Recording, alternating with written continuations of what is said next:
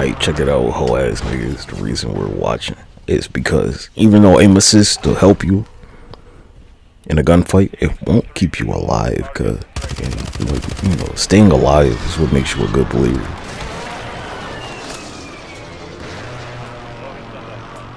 Ultimately, aim assist don't make you evasive or nothing. Aim assist isn't gonna give you game sense like, oh, I'm taking bullets, let me reposition. It's not gonna do that. It's not. I don't know why people keep the shit on. Like, hey, look, after you play so much, I mean, you don't need that shit, probably.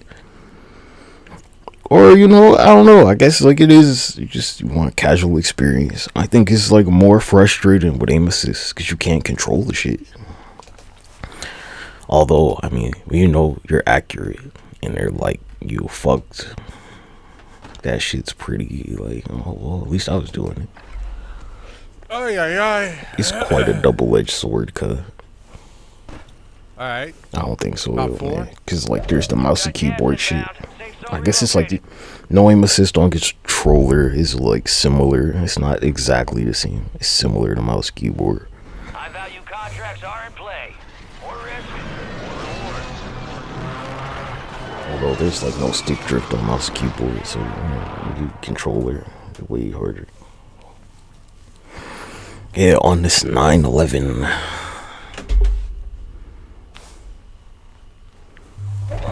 September 11th. Alright, it's only 2 people for him to fight. Flying over there, bro. He's somewhere I here. think. On the roof. There's 2 people left, right? Got 4 kills, 2 people to fight. There's 3 people left, there's 2 for him to fight. Big ass circle for fucking 2 people to fight.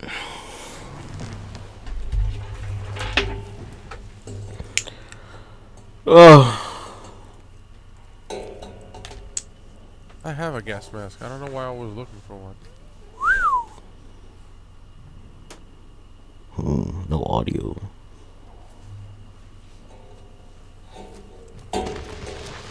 Oh, it's audio on 1. Oh, they're shooting at each other. Gas is inbound, marking a new safe zone. He's right there. Order strike on the way. You can see him in the smoke. In the gas, bro.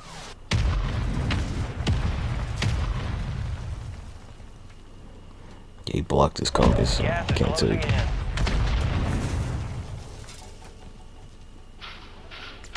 Damn.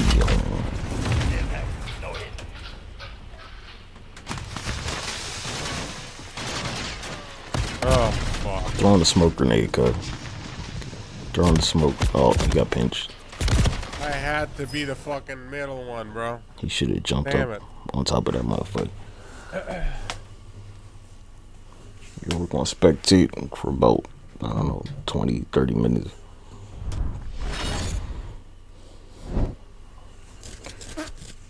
Watch these Canadians. And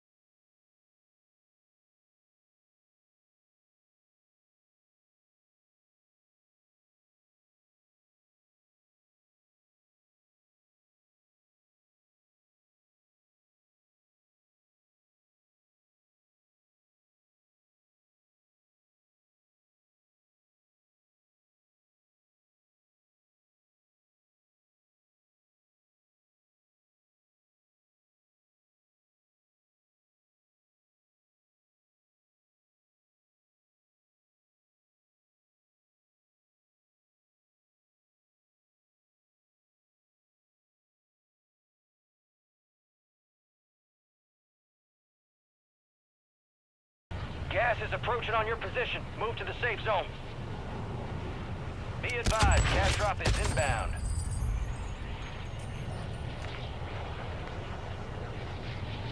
Contract here.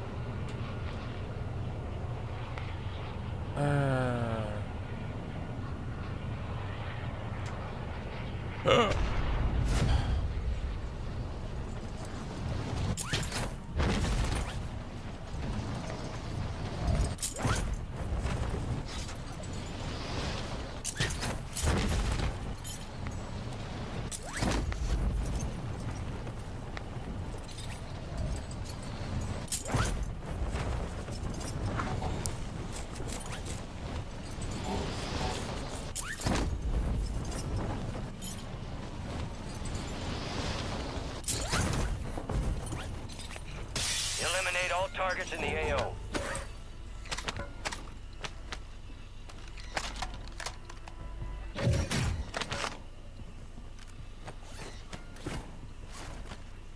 Enemies are dropping into the area.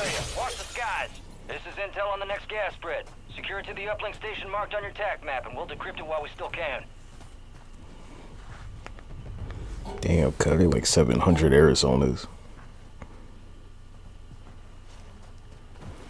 Or a PS5. Nigga, I'm taking the fucking 700 Arizonas. Are you joking? What the fuck? Why are PK and MK You what the fuck? You would take a PS5 missing in action? that you can't eat or drink? Oh, because MK normally, when he's able to Over? come to the stream, is on the evening and at night, not during the day. And I would assume maybe PK is the same day? I don't know, bro. I don't have a personal... Gas is inbound. I don't have a personal information Yeah, I'm taking... of this individual Connection established. I'm taking fucking 500. in detail. 700 why they're Arizona's not good. here.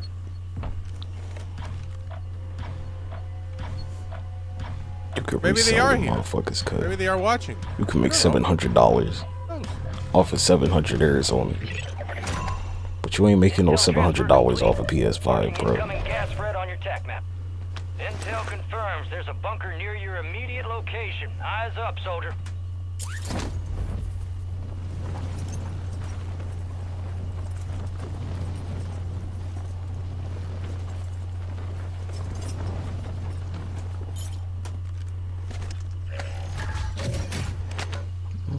Look, you know, me and Urzikstan, we just... After the sleigh ride shit, I was like, it ain't getting better than this, man.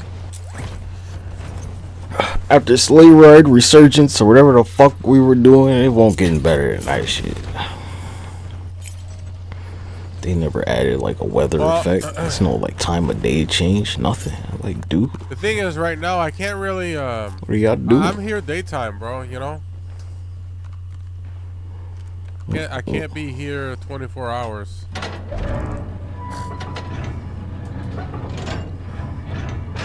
You know, whoever's able to come, man.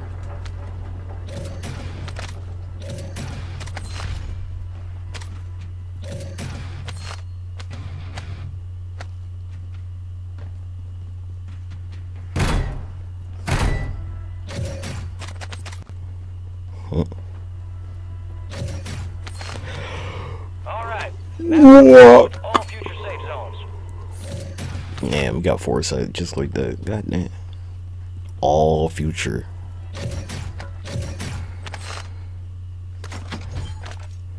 I think if you go buy it, it's like 100,000 or some shit.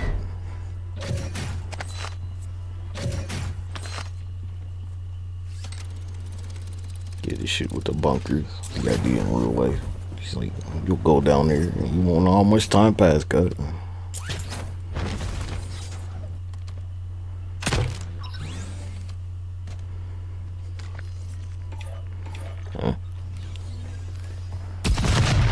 Damn. Where'd they go?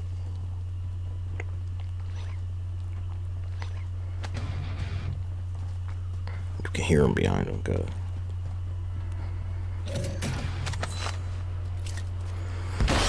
Yeah, solo's pretty intense, man. I'm not gonna lie. That's why I started doing solo quads. When you play solo, you feel like alone as fuck, cuz. So I was like, I'm gonna play solo quads, so my enemies don't feel alone. Now when you play alone, you play differently, right? And like as a quad player, you don't. So I use that reverse psychology. Gas inbound. Safe zone relocated.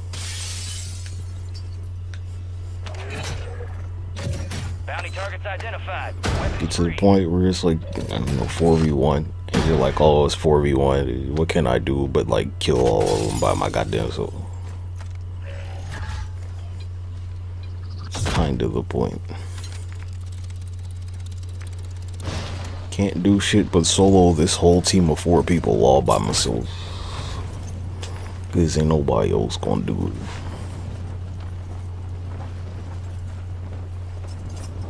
it. Adapt or die.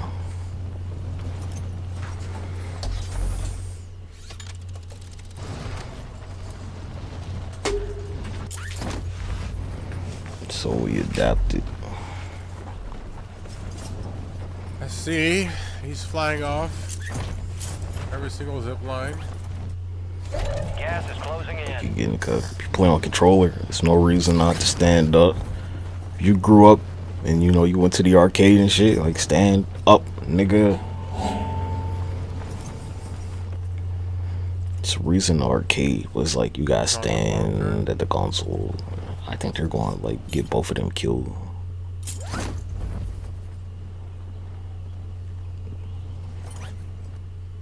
Oh my gosh. That was like a 40-foot drop, cuz.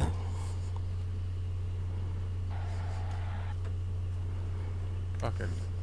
They redeployed. Oh no. Oh, somebody else, right? Oh. See.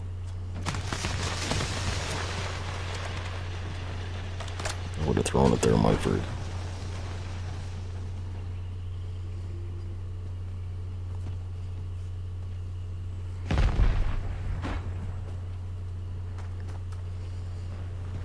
Calling in that airstrike right over there, further in.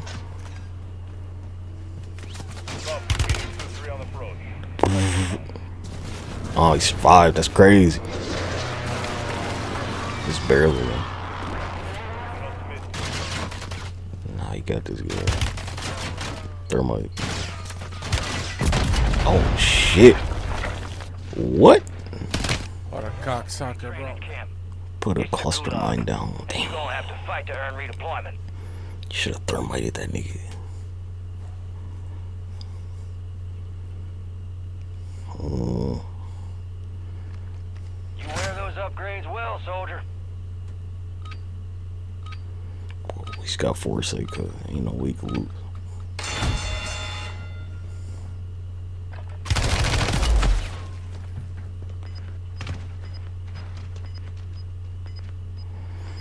Yeah, I seen Bobby Paul do this shit, cause he just like, sometimes you won't even bother having a gunfight. He'll just wait for the zip.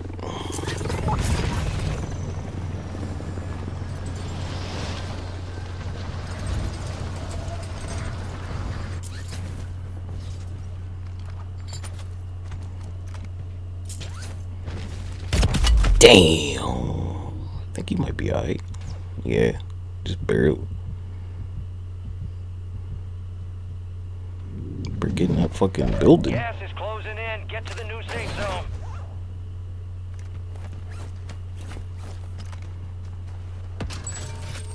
Fire sale is active.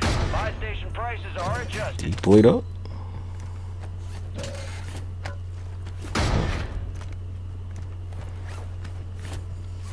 Yeah, what in your house could you really use as like a plate to stop a bullet? Because a frying pan ain't gonna do it, cause it's just gonna break.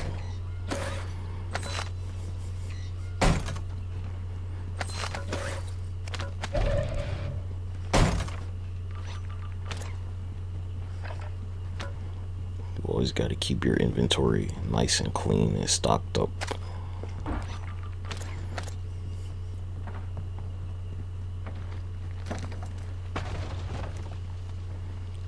Jump.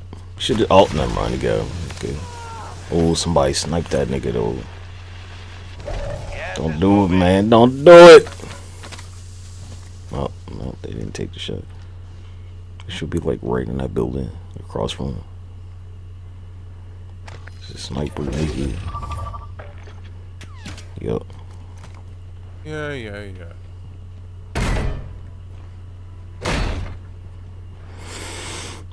Intense stuff. In the bank. I think it's a bank. It's not a bank. It might be a bank. I don't know. Museum, bank. Board. Fire sale's done. Prices are back to normal. Right behind him.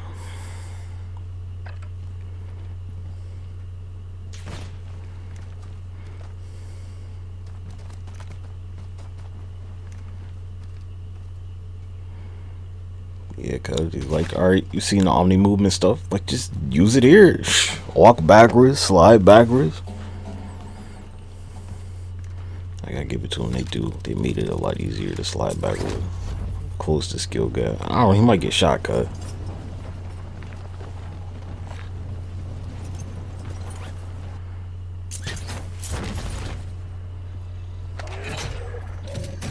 Your objective's simple. Eliminate all bounty targets. My advice with the bomb drone. I don't know, like, it's only for recon, man. It's only for recon. It is not for using on Another people. one ghosted, bro. It's a recon drone that you can blow up Primary and objective maybe down complete. somebody. All targets eliminated.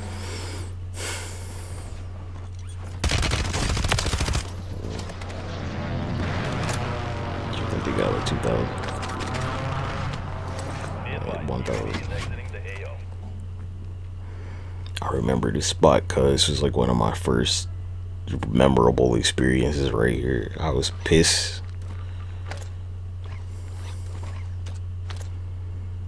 No, you first go in the war zone, like the spot you pick. When you first start. You might land there like the whole season, every season, the whole year, whatever. Gas is You might, closing in. you might Relocating not. the safe zone.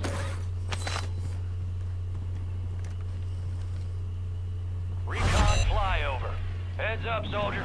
Surveillance sweep is marked on your TAC map. Nigga. Couple contracts out there have increased payouts. Get to 'em Oh my first. gosh. Is it somebody down there for real?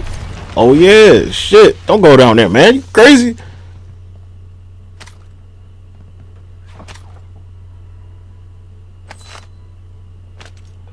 I think it's just bad timing.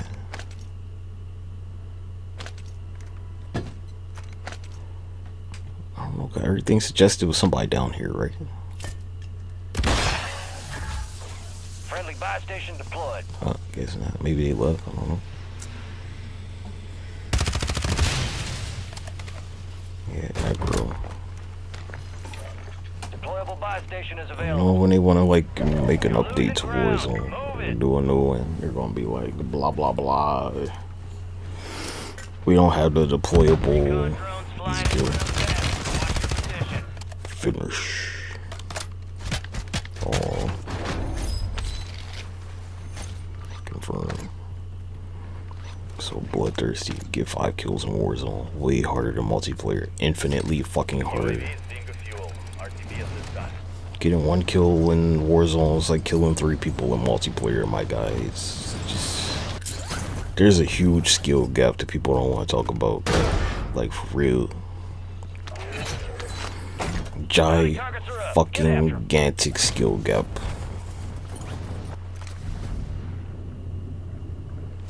Like, this ain't the old school Call of Duty, cause this shit's way more advanced.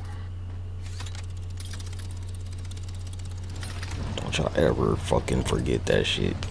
This ain't multiplayer, cause you actually do have to fucking know what you're doing. Kind.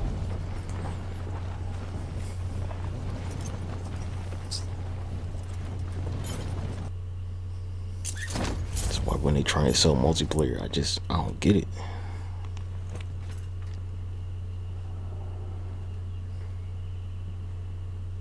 Gotta be in that building over there. Is that him? That's him, bro. Yo, see.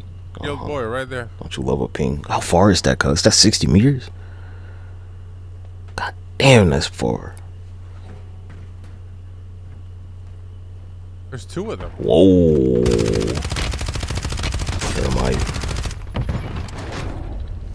Thermite tool. Oh, this is he better. Yeah. Okay. All bounty targets are KIA. Well done. You know, I was like the grenade launcher guy, cause like no bullets, cause Gas is moving in. New safe zone located. I'll always be grateful that they like actually fucking finally gave us the goddamn grenade launcher. That really was considerate of them. I'll never forget that shit. After like fucking 20 years, cuz.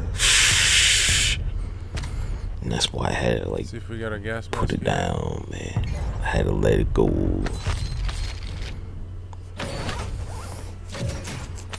Even though the fucking grenade launcher is garbage. Bingo. Cause it really is pretty bad. It's impossible to find ammo for this shit, and it slows you down so much. You got gas moving in. Nice double kill. Since I can't like get the I crossbow, for the other one. didn't want to put 52.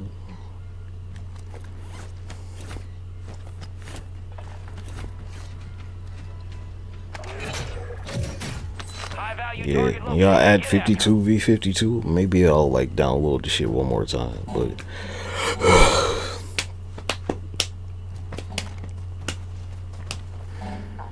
Until then, I'm done.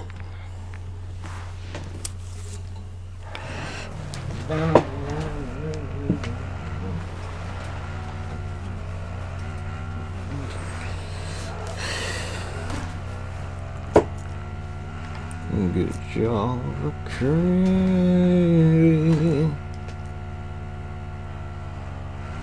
You don't know how to behave.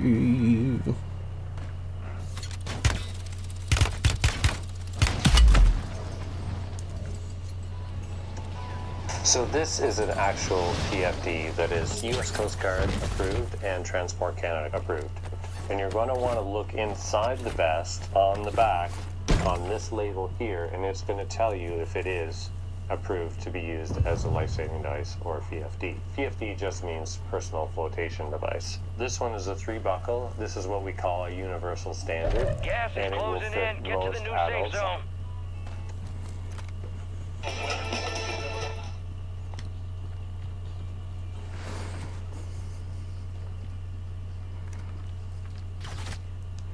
Where? Oh, right there. I'm not challenging that guy. I'm not gonna waste that on him. Oh, he ate it. Goddamn. Oh, he threw it too shallow. He could have killed him, man. Yeah, it worked. Damn, no way. I figured. 10 remain. You're almost done here. The fallout.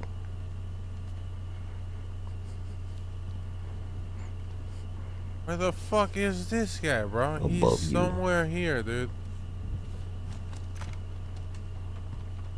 You might want to slow down, man. Yeah, you can see. Jump down.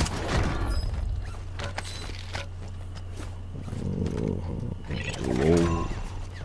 Oh, nah. I think somebody else killed their bounty, cuz somebody behind them. Yeah.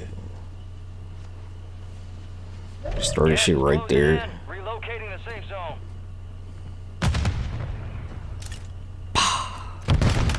Somebody behind them. Just gotta move. Oh, Oh, man. you can still get up. 5, 4, 3. Somebody right there. He's pinched, cut. I'm using that weird, like, PD, whatever the fuck drone and getting the fuck. You got gas moving in.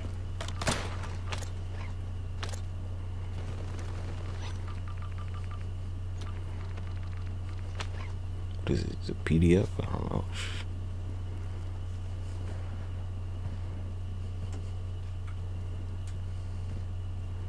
Gotta watch this back. 2 more to go. That guy. Oh, there you 2 go. people to fight. Easy third party. Third mic. I left him alive. Nope. You should have used that. I wanted to reload, bitch. Ooh. Plate. Just 2. Went all in. Man, what a fight. He's on the roof. Probably Gas win, is cuz. moving in. New safe zone located. Thermite.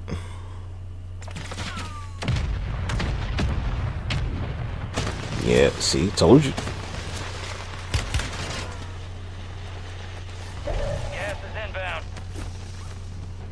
Got another one. Probably. I'm here for you, man. I would not go in there, cuz. Hell nah. Stay out in the open.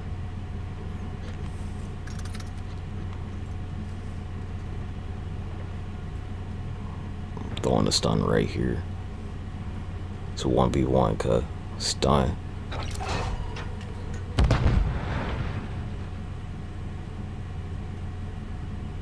Yeah, he's fine. Stun. Oh, they used to gas him. So. Thermite. Stun. Shield up. Yeah, that's smart. Yeah. What you gonna do, nigga? Not a goddamn thing. Goddamn. Plate. 1, just 2. I wouldn't have gone for 3, cuz. Got him on the ropes. Alright, I'm gonna throw a stun. Like, right there. Smart. Throw another one to the other side. Cause they gotta jump out. They can't stay in there. Come They on, already bitch. used the gas device. Time's up. Stun it. Whatever you say, Stone Cold Steve fucking Rogers. lucky, bro. Nah, psych. Fuck your thermites, motherfucker. Get the fuck out of here. Going long. Bitch. Whatever you say, Stone Cold. Oh no! Whoa.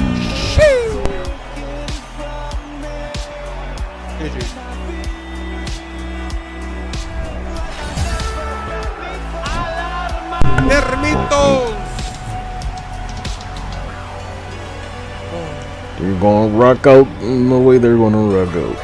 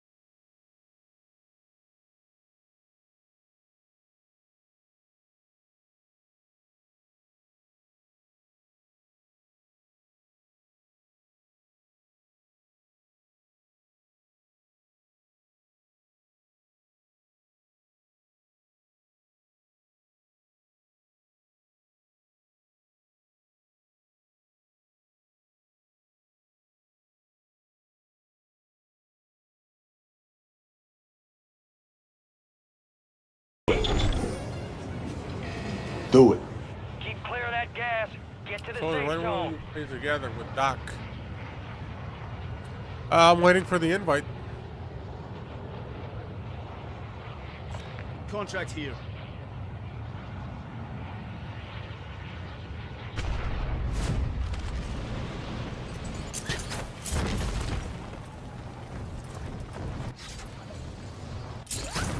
Good win, brother. Thank you, Kyle, Miguel, Ellie, GBK, Nelson, Jeff, Aaron, Linkmaster Gaming.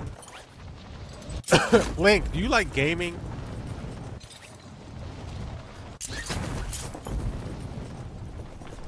Let me answer for you. Yeah.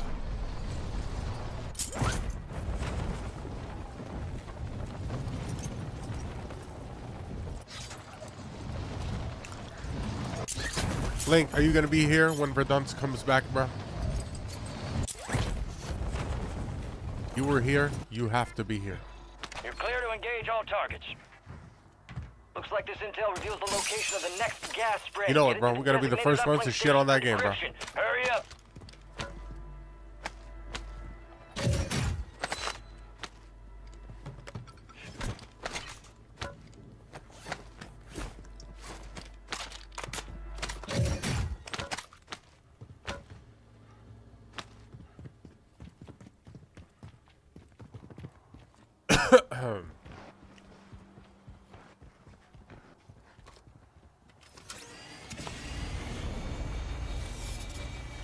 I'll be here, but I ain't playing that garbage. I'd rather jump on Cactus.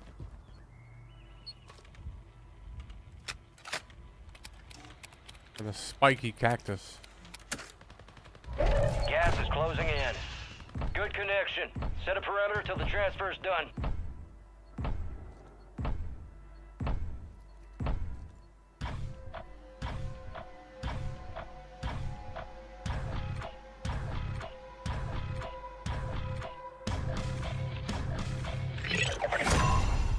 Upload secure.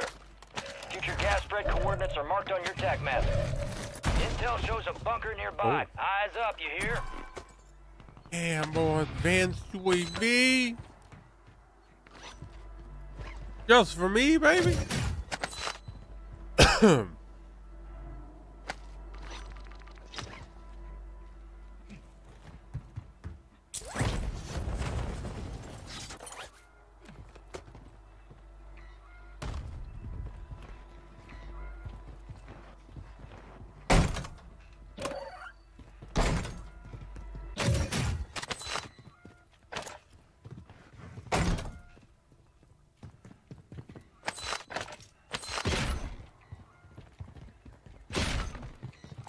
Contract here.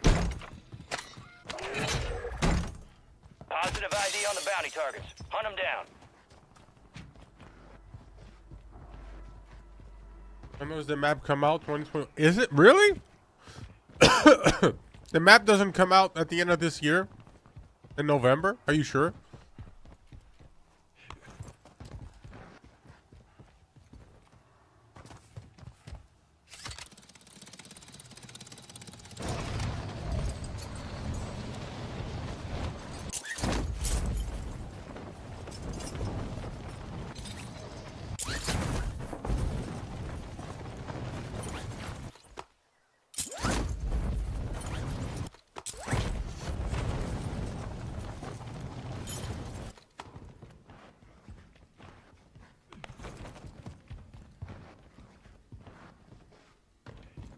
$2025 spring, unless they change their mind. I don't know, bro. I'm asking you.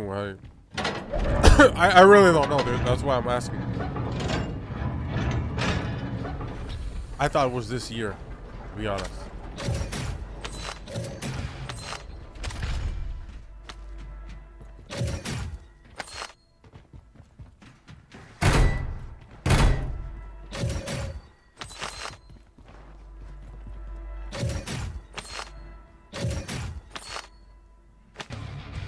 Be advised. Marked up all safe zone locations on your TAC map. Active or not.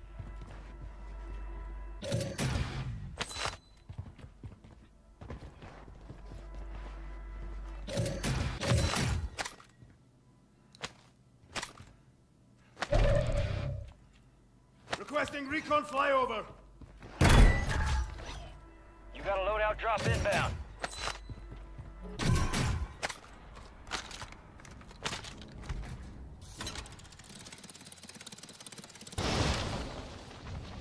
You got gas inbound. I'll find the article. Safe zone relocated. All bounty targets destroyed. Hell of a job. Sweet. Be advised, UAV. Keep your eyes up for prize contracts. You'll earn more buck for your bang. Contract here. Contract here.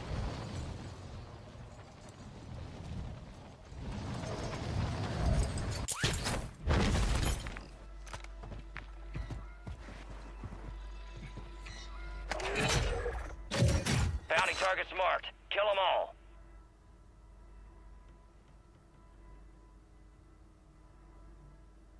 Alright, so the big bank, that's the bank here. That's where you should go. Flanking here. 'Cause you're still inside of the zone here, and then I gotta bring fucking Betty's, bro. Gas is moving.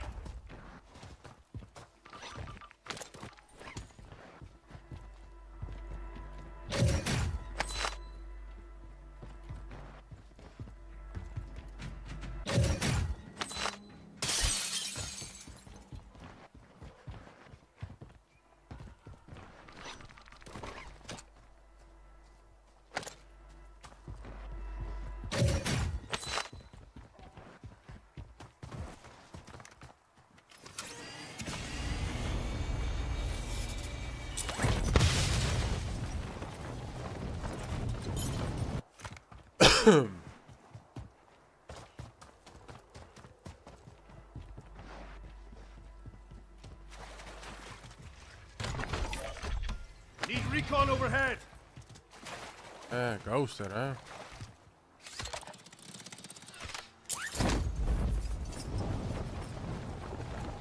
You're not.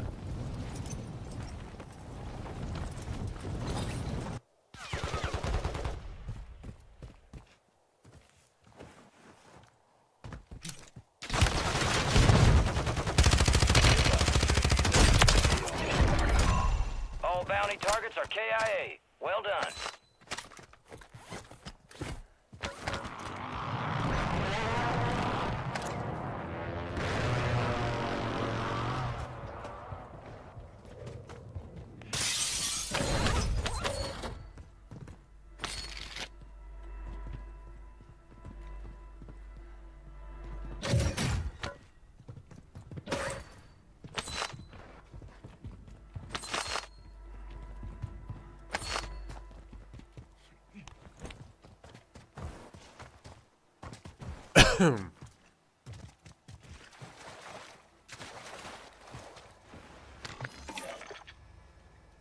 Requesting recon flyover.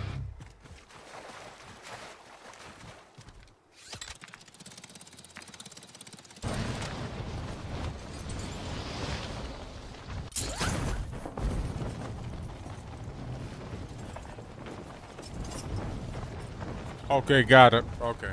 On Twitter. UAV I'll check it out. fuel. RTB at this time.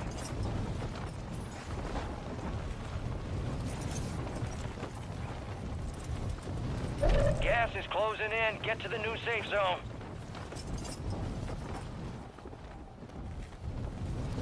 Cash drop inbound.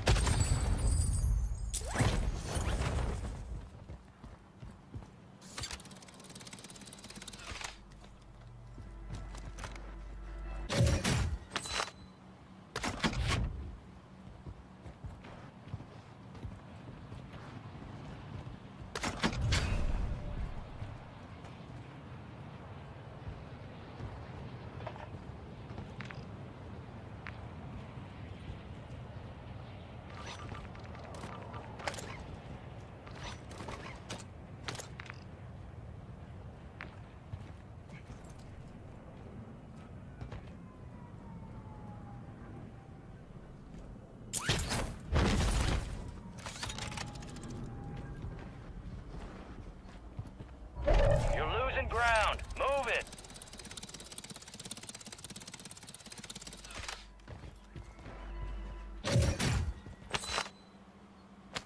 I got one. Try to catch that train.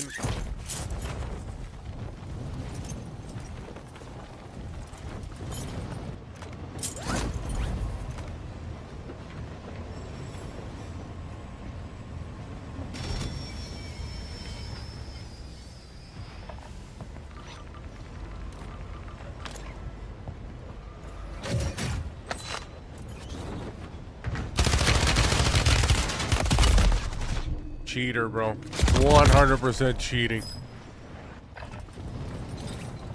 Look at that aim, bro. I don't know. I'm confused. Maybe, maybe not. Had advanced UAV. He just came to me and landed like that. Right.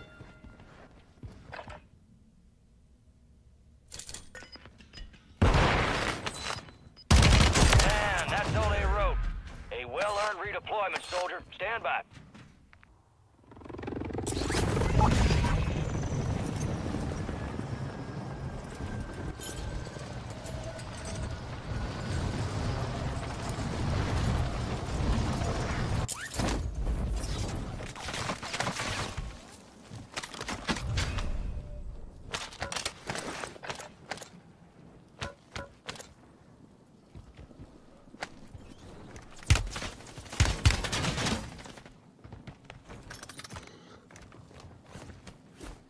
Fucking cheater.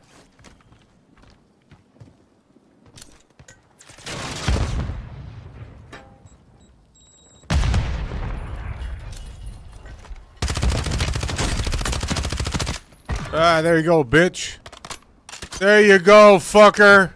Get the fuck out.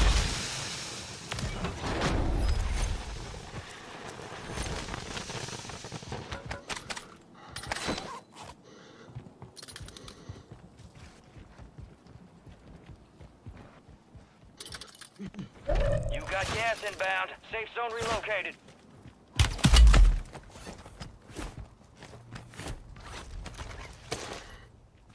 A couple contracts out there have increased payouts. Get to them first to cash out.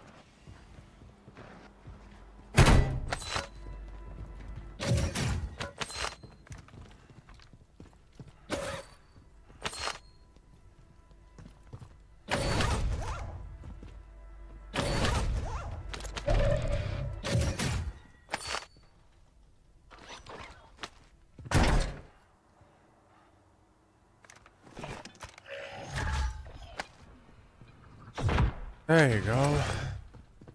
Gas stations, bro.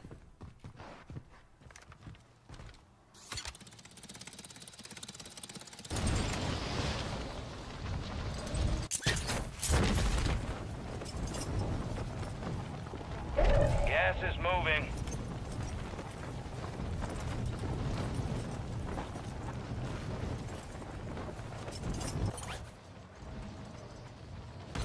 Oh my god.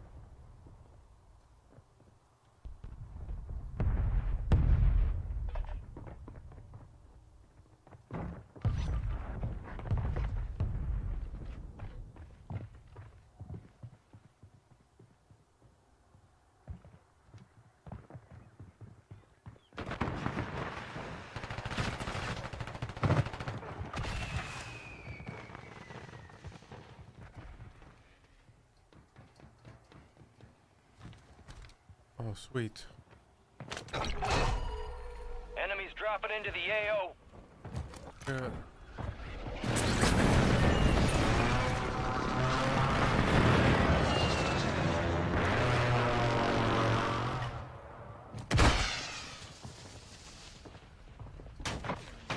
Gas is inbound, marking a new safe zone.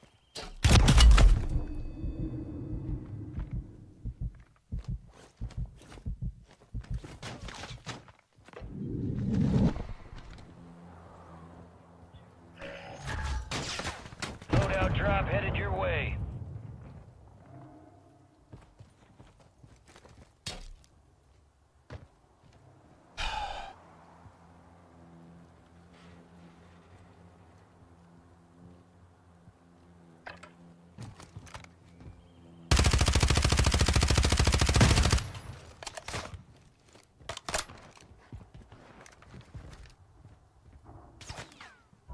Gas is closing in.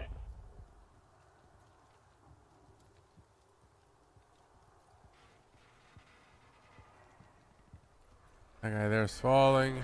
Huh?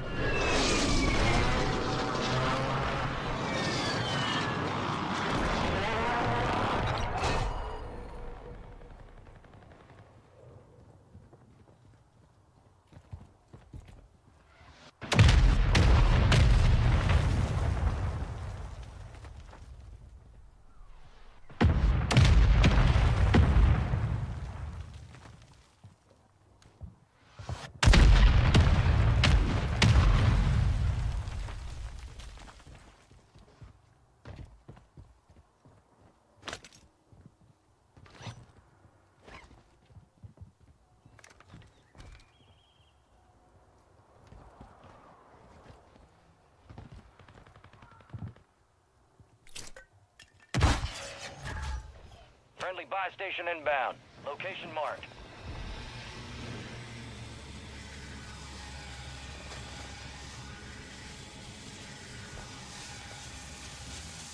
Friendly buy station is ready.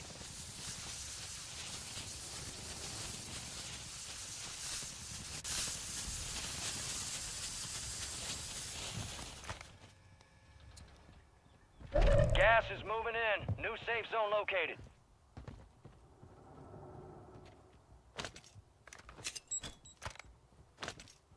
Keep your eyes up for prize contracts. You'll earn more buck for your bang.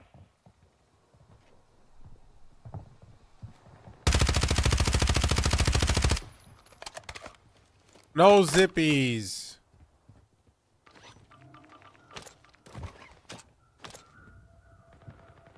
Gas is inbound.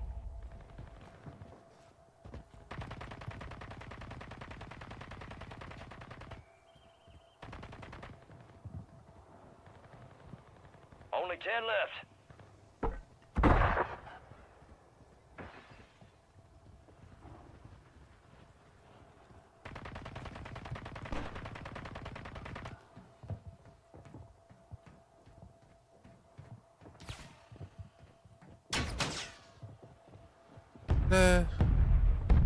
Enemies are dropping into the area. Watch the skies.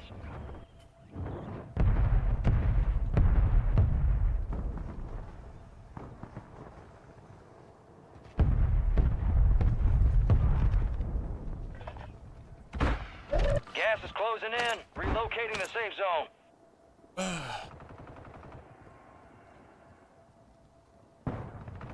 Interesting setup we got here, huh? Ah! Yeah.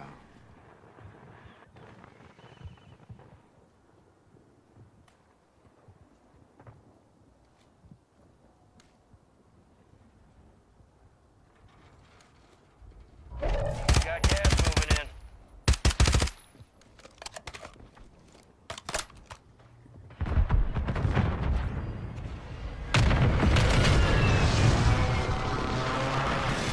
Squads in the top 5. Uh-huh.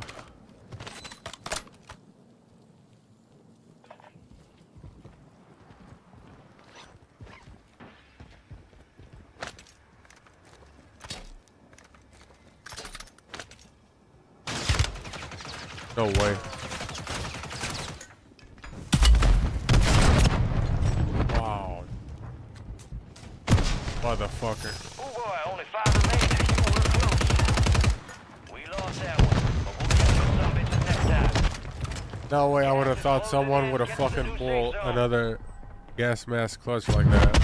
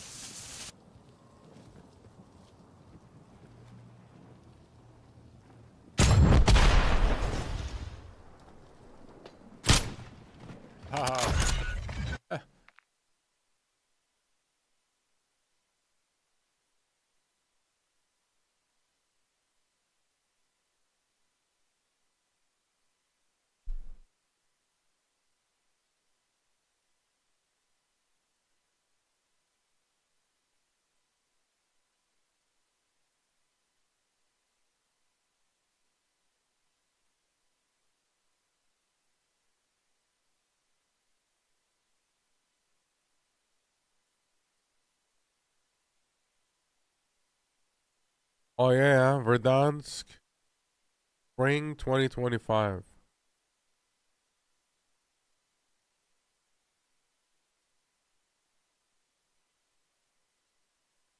Oh.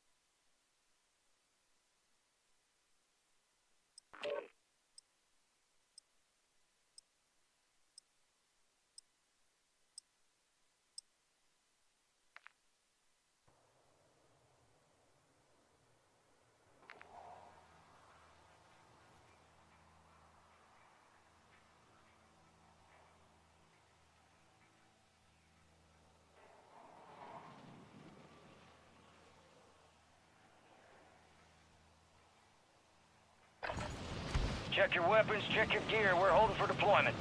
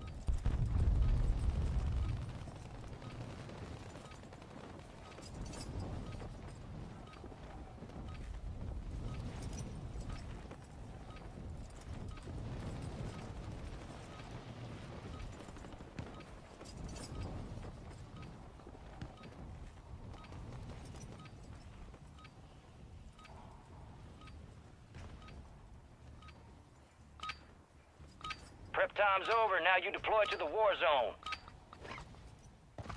Enemy soldier incoming.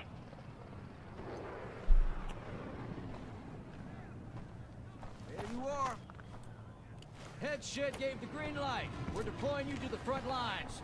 Gear up and grab your chutes. Rules of engagement are simple. Weapons free on all threats.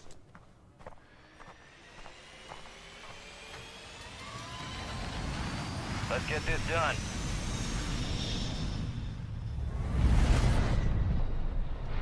Battle Royale.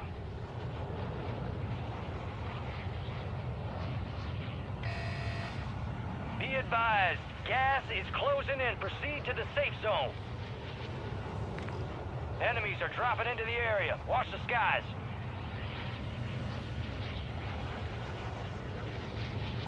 Got a scavenger contract here.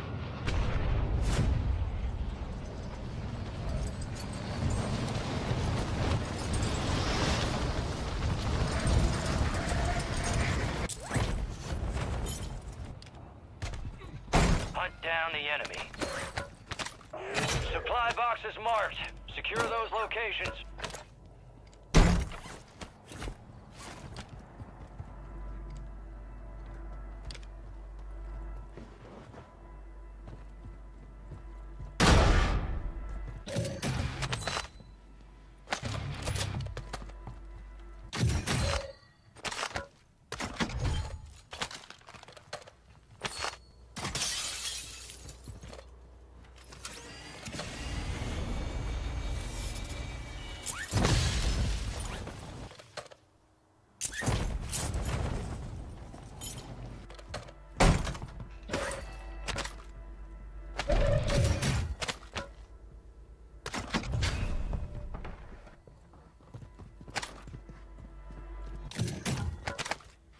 One supply box down. 2 remain.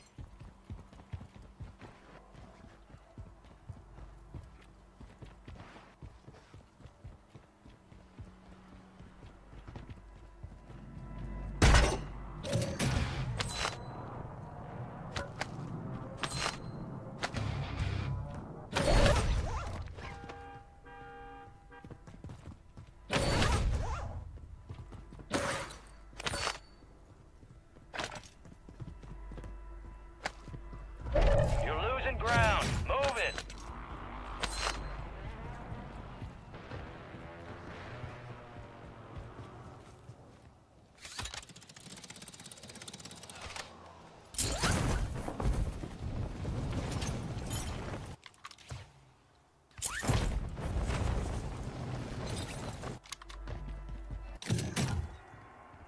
Two supply boxes secured. 1 remaining.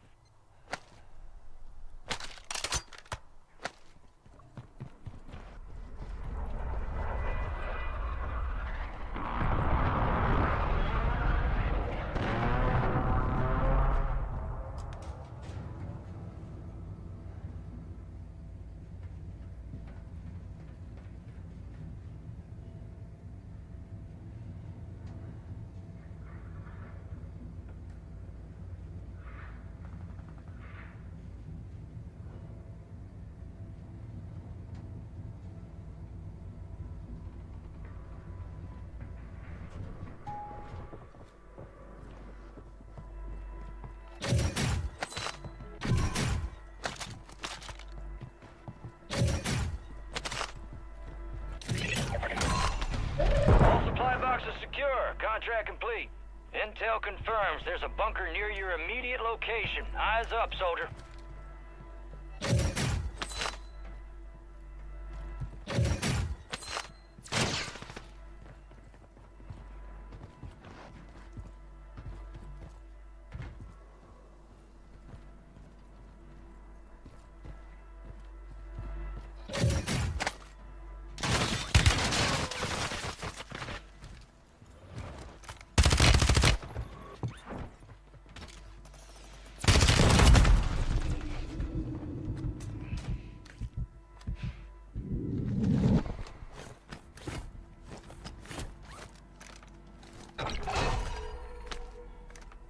Requesting fire mission. Target on. Order strike inbound.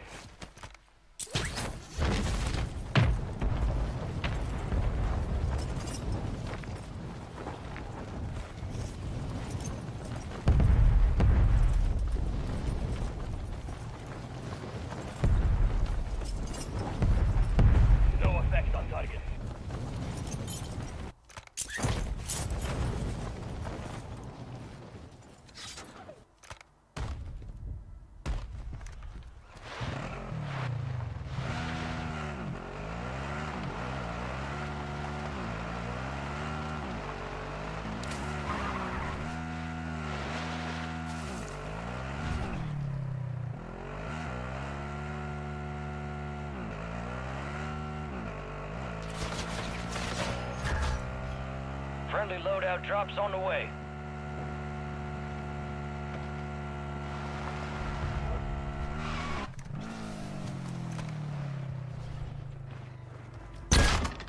Gas is closing in. Relocating the safe zone.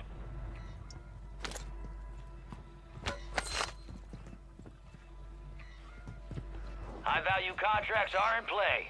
More risk, more reward.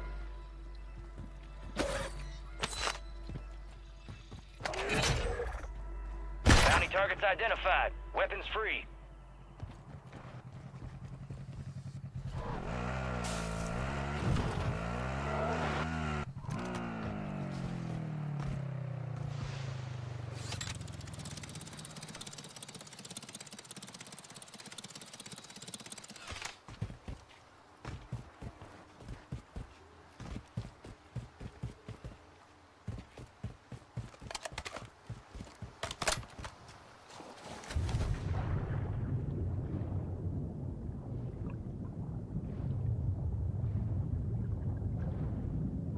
Gas is closing in.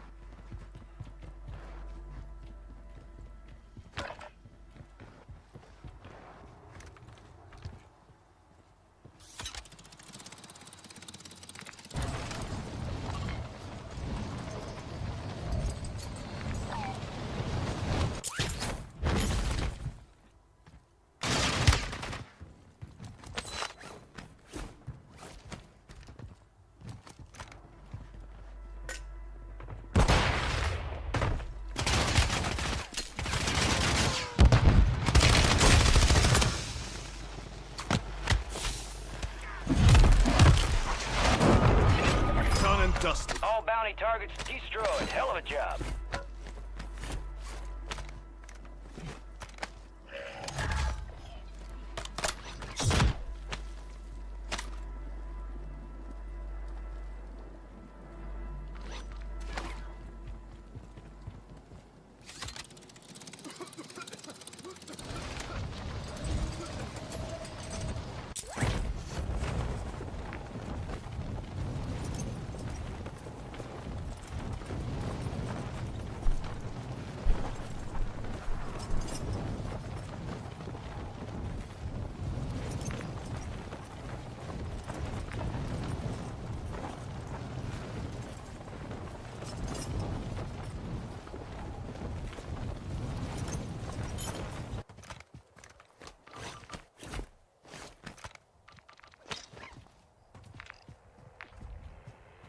Gas is moving in. New safe zone located.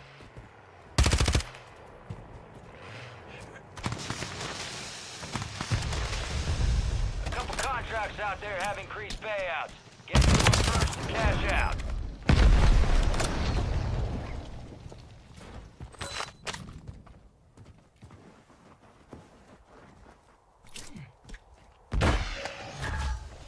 Friendly buy station deployed.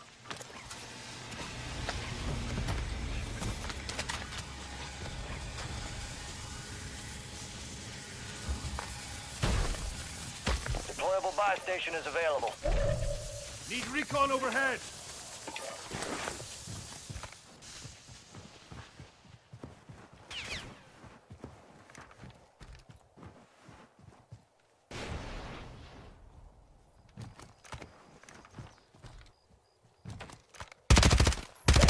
Got gas moving in.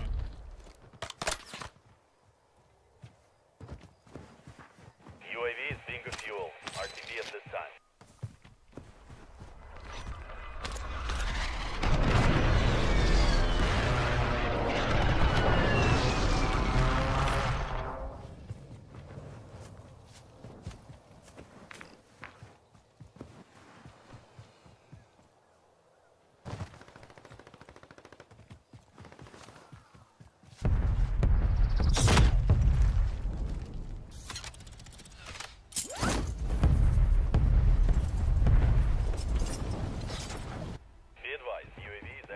AO.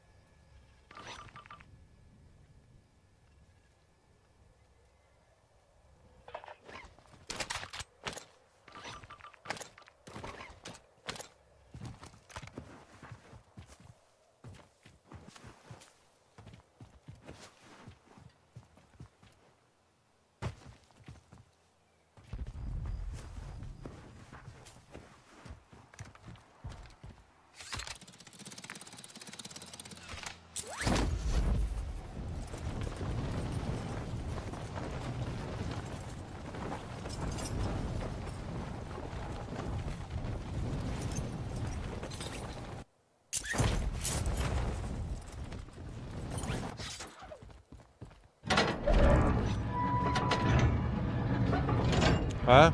Am I muted? No. No. Gas is inbound, marking a new safe zone.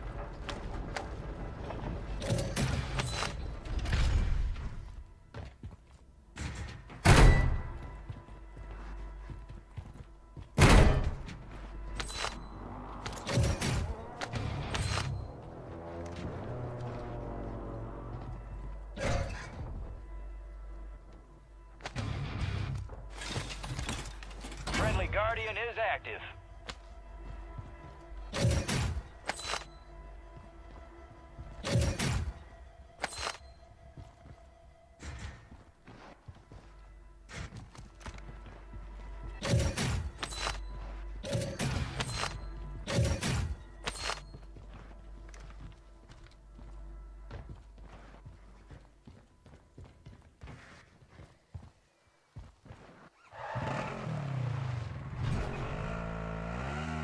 Gas is moving. Whee!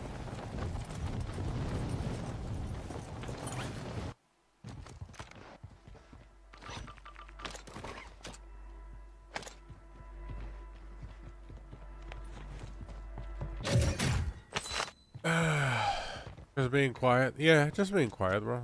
I got nothing on mine. Stream is Our quiet. Guardians lost power. Chat is quiet. We'll keep it quiet.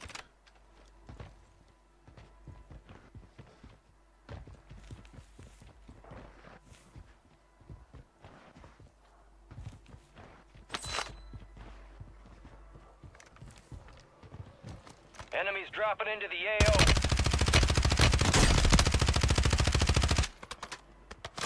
Wow.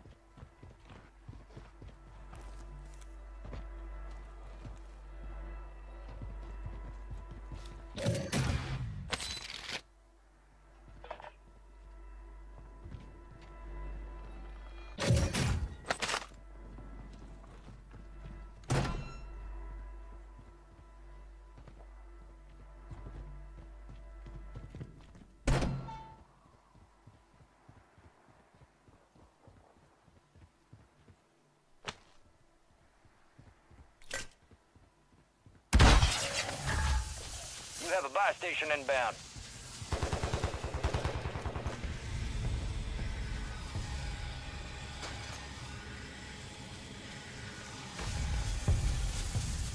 Deployable buy stations ready.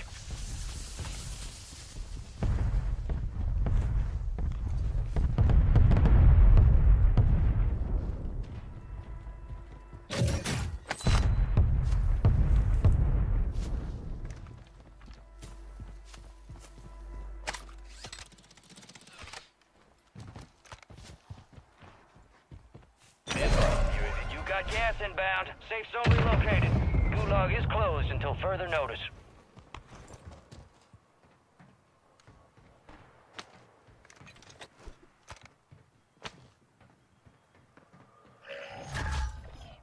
Loadout drop headed your way.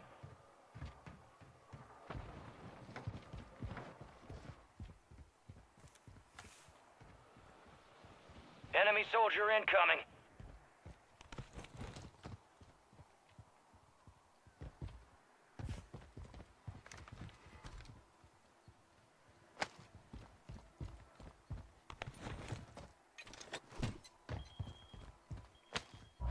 You're losing ground. Move it.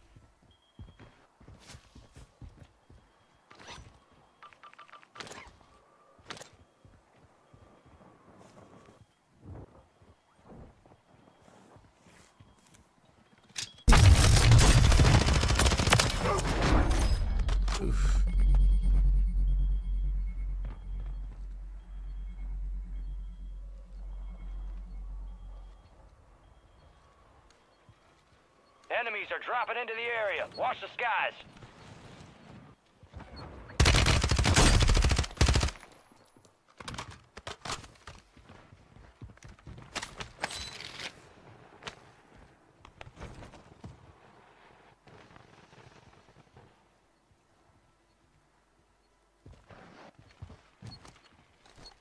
You made it to the top 10. Copy that. Phoenix Okay. 3 is on station. Strike inbound.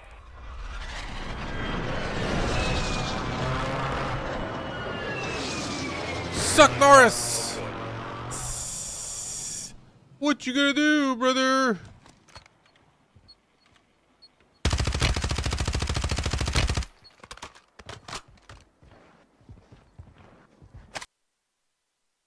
Gas is closing in. Relocating the safe zone.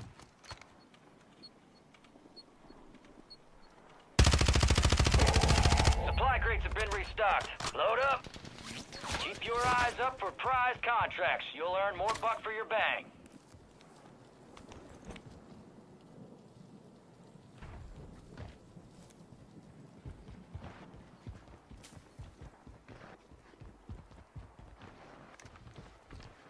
Gas is inbound.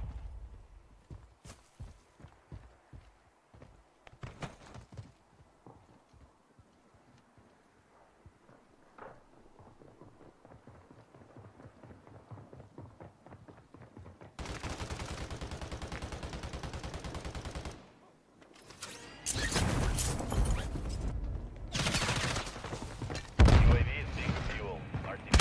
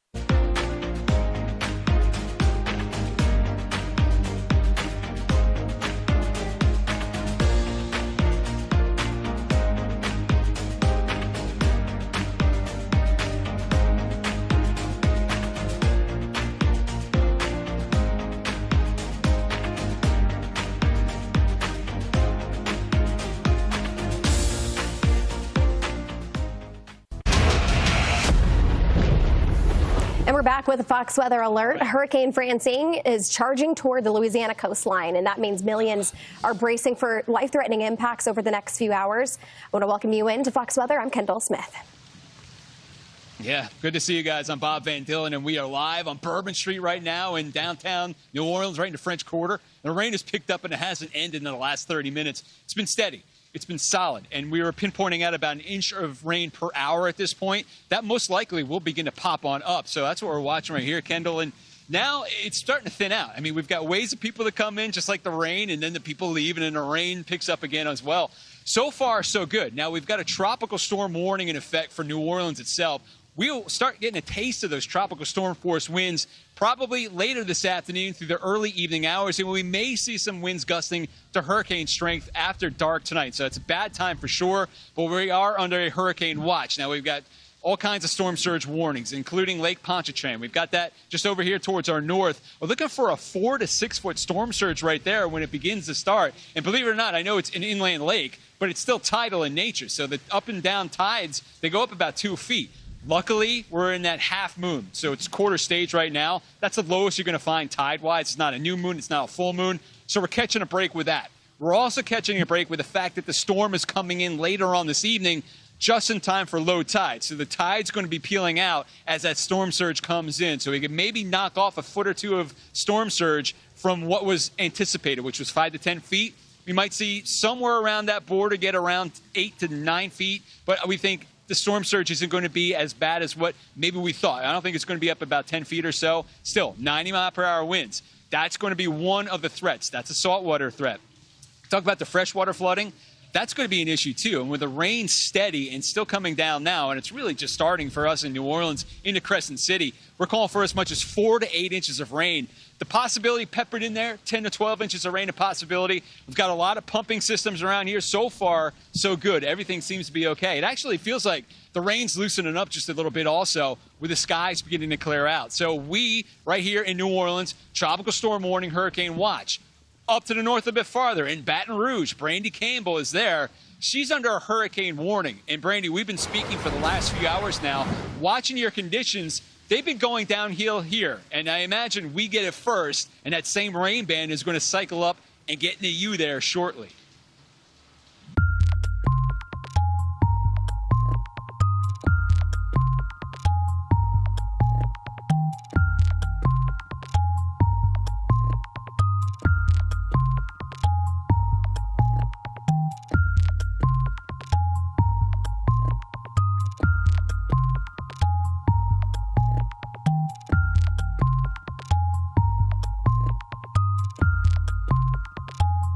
Area of Baton Rouge. So where we're staying, we have a lot of first responders that are also in town. You can see the blue trucks, those with AT&T, because they're going to be helping to provide some service, you know, because we could have issues.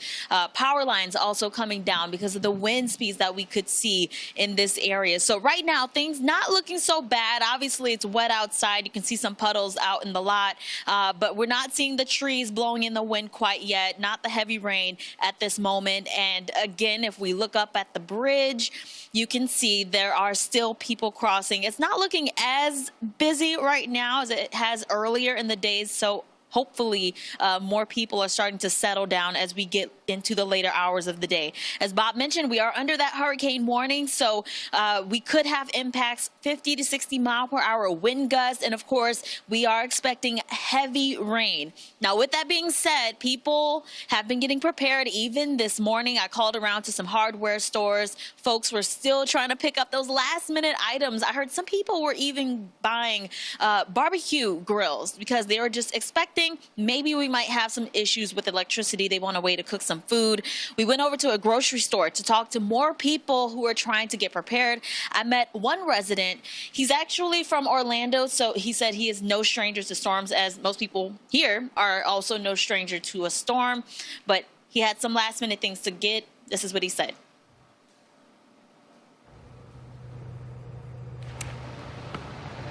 All right, Brandy, well, it looks like we don't have that audio, unfortunately. Okay. But, yeah, you know, it's interesting that you mentioned folks picking up some last-minute supplies. I've got a good friend who lives in the New Orleans area. She was saying that there's a big water bottle shortage. That's just one of many issues that folks are running into as Francine is just about to roar ashore. Want to take you down to Morgan City, Louisiana, and the reason being is that this is a likely location where we could have that landfall just within the next few hours. So as you can see, a lot of heavy rain. Those outer rain bands are just walloping the southern coastline. Hey, don't it look like they're going to like knock that fucking bridge down? on Oh, are we everything. now? Don't it look Yeah, like it they'll knock started this about fucking bridge down? 45 I mean, minutes or they an hour already ago did where it. the skies What got dark was it and like? something was afoot. It was a I don't know, tropical 5 months ago? moisture being just full time. Look, So they now gonna knock a it's bridge darker. down It's in maybe Baltimore. loosening I up mean, just they a bit gonna knock now. a bridge But we down can see in the Louisiana, winds niggas. between the clouds and across the higher And you know buildings what right today here is, downtown nigga. right Ah! now. So elevational wise, we're about sea level or a little bit below. It's the police It looks ball like to or me something. the pumps have been working just fine. And I I mean, this don't is the mean same like the situation government. was I in mean Charleston nature. when Looks we like had nature is Hurricane gonna Tammy go come through. We were through and all knock worried that about bridge possibilities of clean major the fuck flooding around over, downtown. nigga.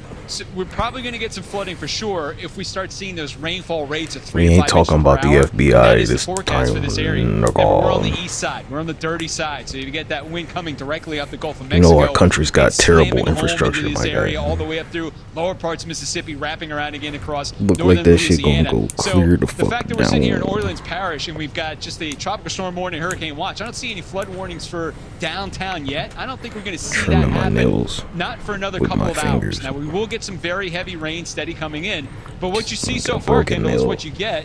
And luckily, Chicken, like, we're keeping like, up the I'm getting pumps, nerve which are damage not from bad that at guy. all. Yeah. But rainfall-wise, yeah, we're calling for 4 If to the 8 shit here. like splits Could the see as much as wrong way, 12 you're around the fucked. region, Louisiana, lower Mississippi. It'll like But then cause it'll fall tissue apart level very damage, quickly G. once it gets up to the north and gets It entrained is with that drier growing air later out on of your in the body. forecast period. That's right. And Bob, Yeah, want to nigga, briefly it's like, mention, we just had I don't know, 95 degrees here. 112 mile per hour wind gust that was measured at a buoy just 95. off the coast. Yeah, Eugene Island, a sustained wind gust or sustained wind of 86, gust of 112. So I mean that's incredibly impressive. Just to the southeast, 95. a gust of 83 miles per hour. So we're really starting to see an uptick in those hurricane force winds. That's pretty good. And I was looking at the buoy data out there. Also, we've got buoys out here in the Gulf of Mexico. Some of those waves are getting up to 24 feet. So you're talking about, yeah, it's just a Category 1 storm. It can do some damage when you're talking about wave action storm surge coming in. And that's going to be the main threat for the storm surge initially. It's going to be the fact we've got a 5 to 10 foot surge that's forecasted for the coastal parishes that's below New Orleans. That's going to do some dock damage, marina damage, pier damage. There's no question about it. You get a wall of water like that with breaking waves on top, it's going to cause some major problems. Yeah, so property damage, unfortunately, is going to be very likely. We've got damaging winds, life-threatening storm surge, like you mentioned, torrential rain. We've got a slew of weather hazards that are on the way in association with Francine making landfall. I want to highlight this, though. 7 o'clock tonight, this is when we could perhaps have that landfall occurring, so right over dinner time, and unfortunately still kind of rush hour for a lot of folks, 6, 7 o'clock perhaps. But notice the hurricane force winds, they extend outward from the center, and then we've got the tropical storm force winds that are, it's a much broader area. So from Lafayette, Baton Rouge, all the way over to Grand Isle, these are areas where we will certainly feel those tropical storm force wind gusts as it continues to track the center of the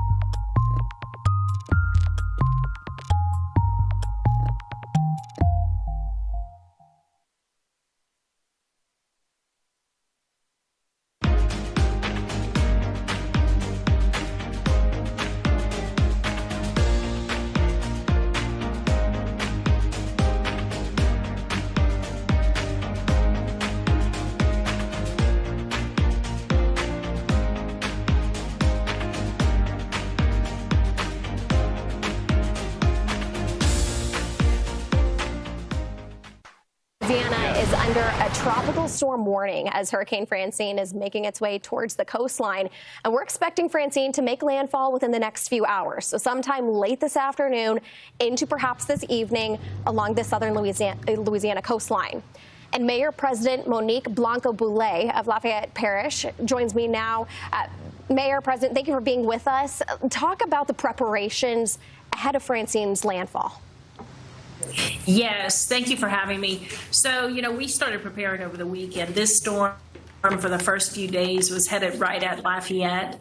And, while we know it can hop and move around, you have to be prepared for all of the elements that a storm like this might bring in. And so that's what we've been doing. As of yesterday afternoon at 4 p.m., we were staged from shelters to all of our utilities. Everything was put in place yesterday, and it has hopped east, right? So we won't get the most extreme side of it, but we will have power outages. We will have trees down, and we do have to be ready for that. So it is keeping people inside during the most intense times of the storm and then really getting out there and putting the city right back together as fast as we could or can. Yeah, I hope that's exactly what's going on, because when I got in today, we were talking about Ida. A lot of people were talking about Ida, how strong that was, and how big the storm surge was, and how many power outages there were. What's the feeling down in Lafayette? Because we know it's not going to be quite as strong as that, but you guys are preparing just as hard as it was if it was maybe a Category 3 or 4 storm?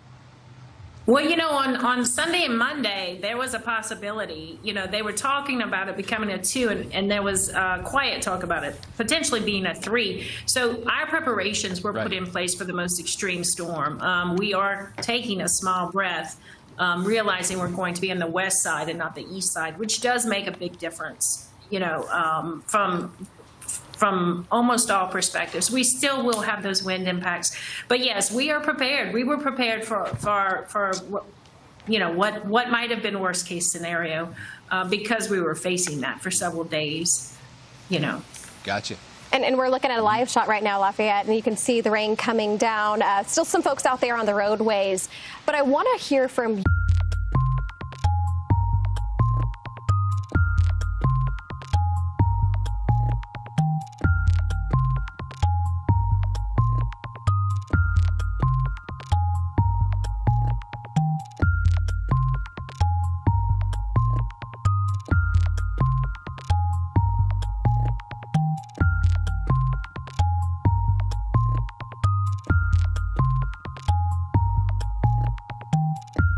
As it's coming through. We are grateful this storm will not last long. It will move through town. We have had storms that do, sit on top of us and really do create a lot of water issues. This one will move through quickly, and we will have some impacts, and we will get out there and take care of them as soon as we can. Yeah, I think the biggest concern also is when things are going to start opening up again. I know schools, do you have an idea when those will reopen? So I think we shut down schools Tuesday, Wednesday, and Thursday. So on Friday, we should be back up and going. And we really should be back up and running by Friday. I expect everything to be back. I think everybody will be really tired and worn out because it's been a week of intense preparation for everybody. Yeah, it's been a week, that's for sure, but we're wishing you all the best. Mayor President Monique Blanco-Boulay of Lafayette Parish, Louisiana, thank you so much for being with us today on Fox Weather.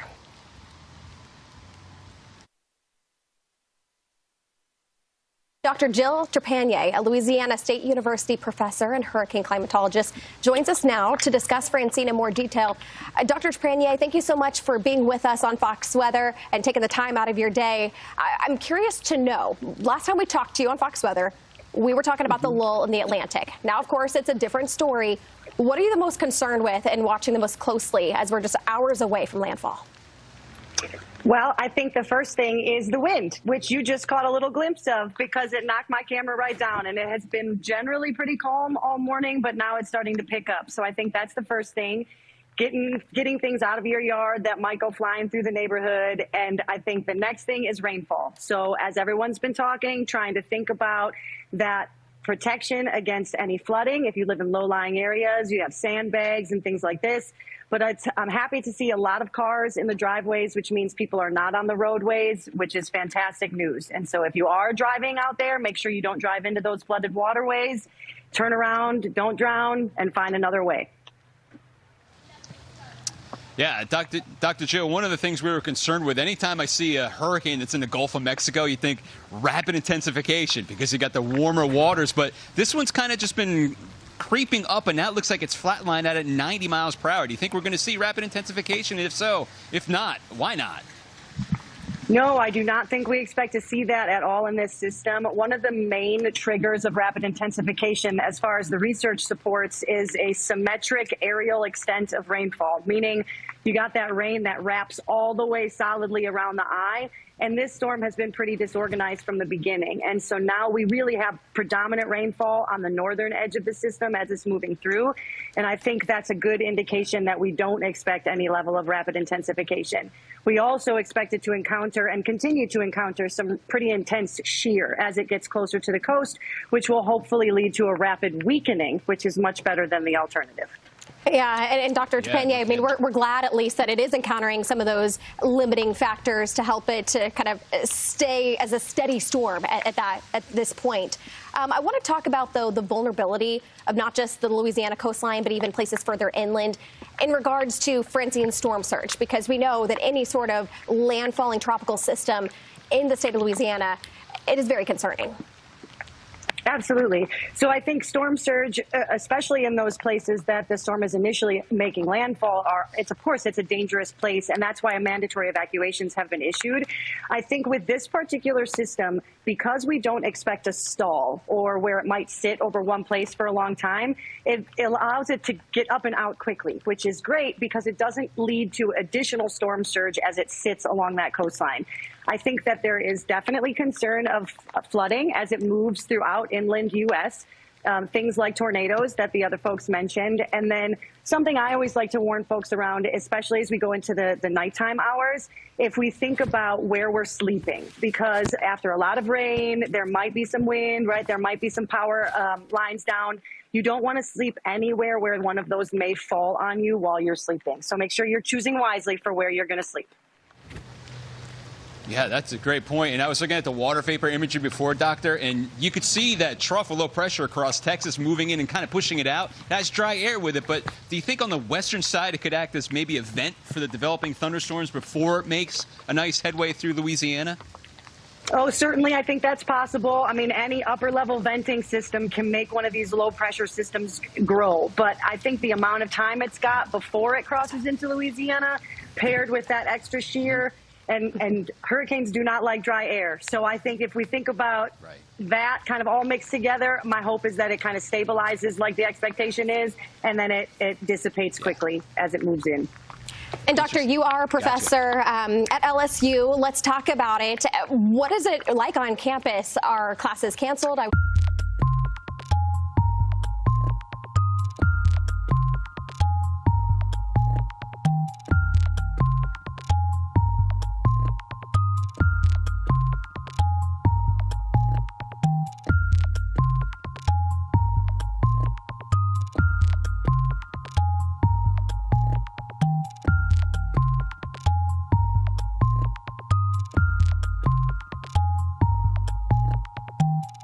Especially those that don't live in Louisiana. Say you're from Arizona or Michigan, it might be a bit of a new story.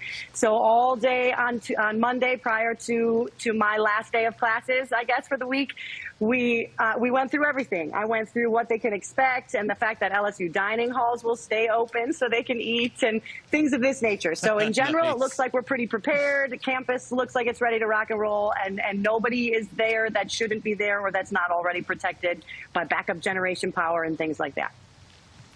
Well, that is. I love it. My son goes to Ole Miss. He hotty toddy, and they're still going to class. And my son's not panicked at all. He's like, Dad, it's going to be a lot of rain and a little bit of wind. I've lived through this stuff from Atlanta. We're like, yeah, Jack, I know. But, exactly. So we're rivals, Doctor. We are rivals. Absolutely. That awareness and experience is everything. If you've never experienced it before, there's a fear there that others don't share. So we're trying to do our best to remind them that We've seen this before, and it's nothing that we can't handle. Yeah, and Doctor, it sounds like you and the rest. Well, here it is on Bourbon Street, and the rain has steadily picked up over the last 3 hours. We appreciate you watching these last 3 hours with us. We are Fox Weather, your Hurricane HQ. Coverage doesn't end now. Coverage comes up with Ian Oliver coming up next. Thanks for watching.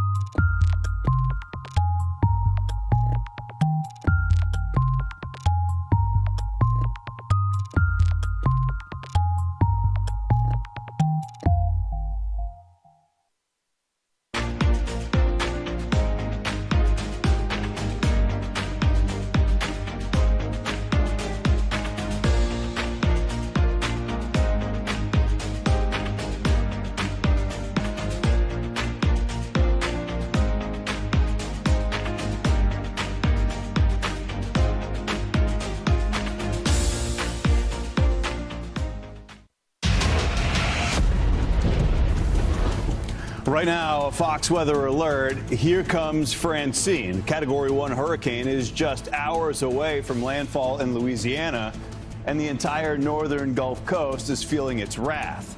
Packing winds of around 90 miles per hour, up to a foot of rain, and a life-threatening storm surge. Francine is a dangerous storm. We'll have live reports from our team all across the region and get the latest insight from both the National Hurricane Center and Fox Weather hurricane specialist Brian Norcross. Fox Weather is your Hurricane HQ, and we'll track this storm through landfall this evening and beyond as it pushes its destructive winds and flooding rains well inland. Don't go anywhere because we've got you covered. It's all right now on Fox Weather Now. Hey, good Wednesday afternoon, everybody. Thank you for being here with us on Fox Weather. Right now, 3 o'clock on the East Coast, noon out west. I'm Ian Oliver, and this is Fox Weather Now. And right now, it's the Louisiana coastline bracing for a direct hit from Hurricane Francine.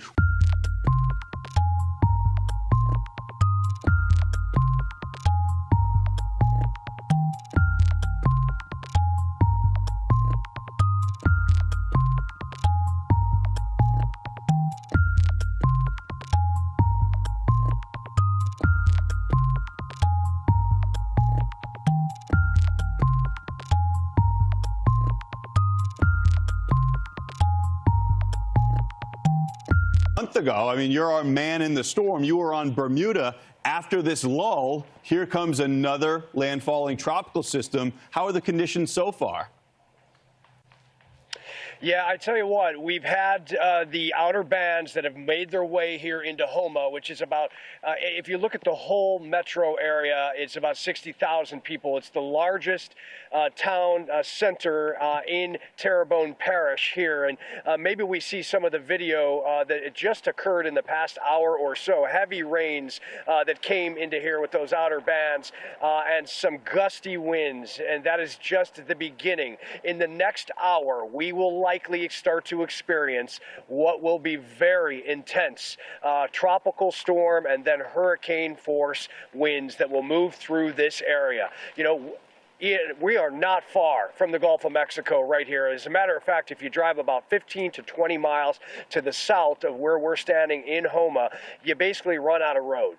It becomes the marsh. And that is the onward push of water that will come in and erode all of these marshy pockets here on the coastal shores of Louisiana. Grand Isle, that took it in the chin 3 years ago from Hurricane Ida, about 50 miles to the southeast of where we're at, they're going to have potential for up to 7 to 10 feet of storm surge. We will have winds and heavy rains here. And some of these bayous that run through here, they may have some of the water come up a little too high for comfort. And that is why right now there is a mandatory curfew that began at noon Central Time, will run all the way through tomorrow morning on Thursday.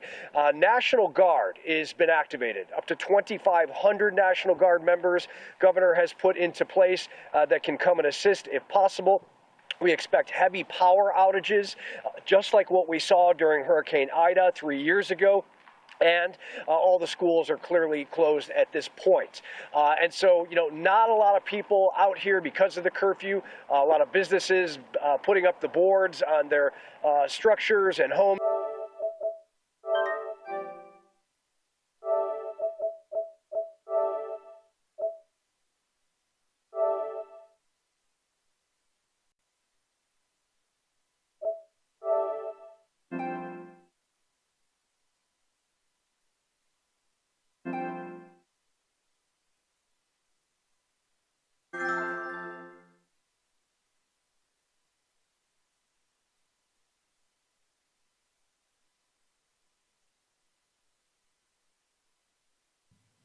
The Art of War by Sun Tzu, translated by Lionel Giles and narrated by Robin Homer. 1. Laying Plans. Sun Tzu said, "The art of war is of vital importance to the state. It is a matter of life and death, a road either to safety or to ruin.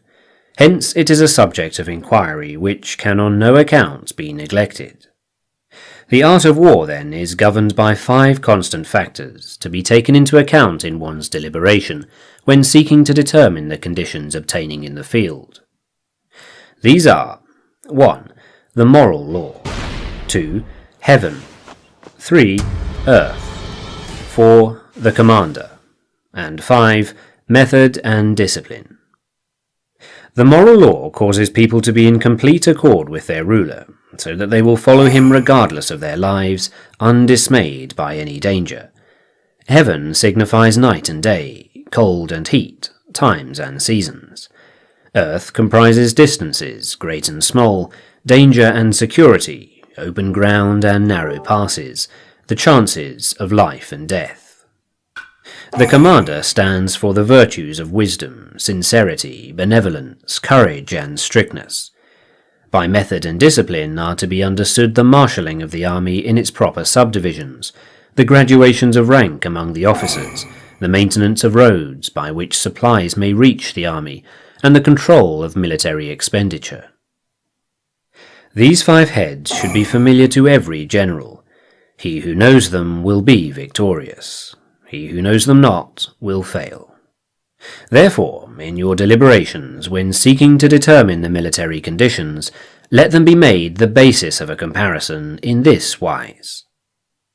1. Which of the 2 sovereigns is imbued with the moral law? 2. Which of the 2 generals has most ability? 3. With whom lie the advantages derived from heaven and earth? 4. On which side is discipline most rigorously enforced? 5. Which army is stronger? 6. On which side are officers and men more highly trained? And 7. In which army is there the greater constancy both in reward and punishment? By means of these 7 considerations, I can forecast victory or defeat. The general that hearkens to my counsel and acts upon it will conquer. Let such a one be retained in command. The general that hearkens not to my counsel, nor acts upon it, will suffer defeat. Let such a one be dismissed. While heeding the profit of my counsel, avail yourself also of any helpful circumstances over and beyond the ordinary rules. According as circumstances are favourable, one should modify one's plans. All warfare is based on deception. Hence, when able to attack, we must seem unable. When using our forces, we must seem inactive. When we are near, we must make the enemy believe we are far away. When far away, we must make him believe we are near. Hold out baits to entice the enemy. Feign disorder and crush him. If he is secure at all points, be prepared for him. If he is in superior strength, evade him. If your opponent is of choleric temper, seek to irritate him. Pretend to be weak, that he may grow arrogant. Enemy squad is attacking the village right now. If he is taking his ease, give him no rest. If his forces are united, separate them. Attack him where he is unprepared. Appear where you are not expected. You need to guard the gates with your life. These military devices leading to victory must not be divulged beforehand. Now, the general who wins a battle makes many calculations in his temple ere the battle is fought. The general who loses a battle makes but few calculations beforehand. Thus do many calculations lead to victory and few calculations to defeat. How much more, no calculation at all. It is by attention to this point that I can foresee who is likely to win or lose. 2. Waging war.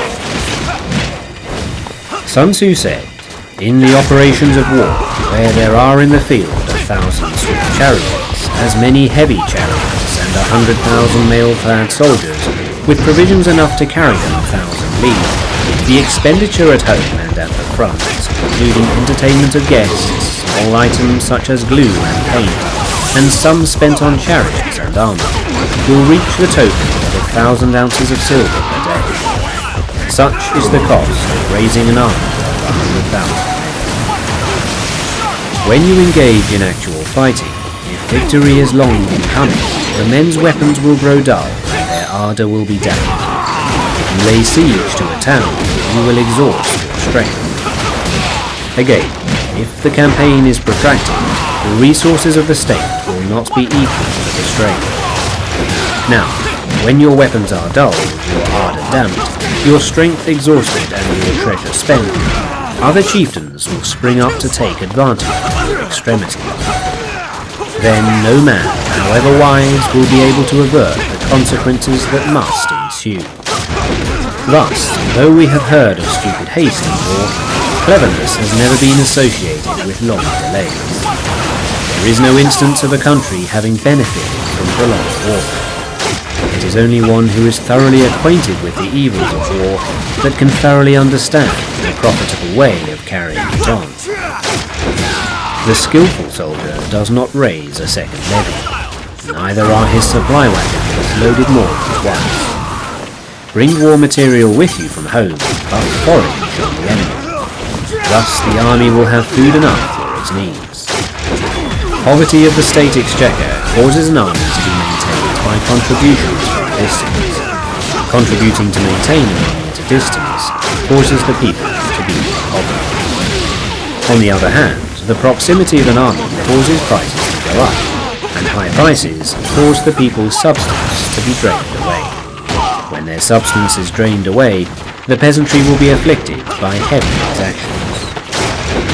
With this loss of substance and exhaustion of strength, the homes of the people will be stripped bare. 3/10 of their income will be dissipated. while government expenses for building chariots, worn-out horses, breastplates and helmets, bows and arrows, spears and shields, protective mantles, draft oxen and heavy wagons will amount to 4/10 of its total revenue.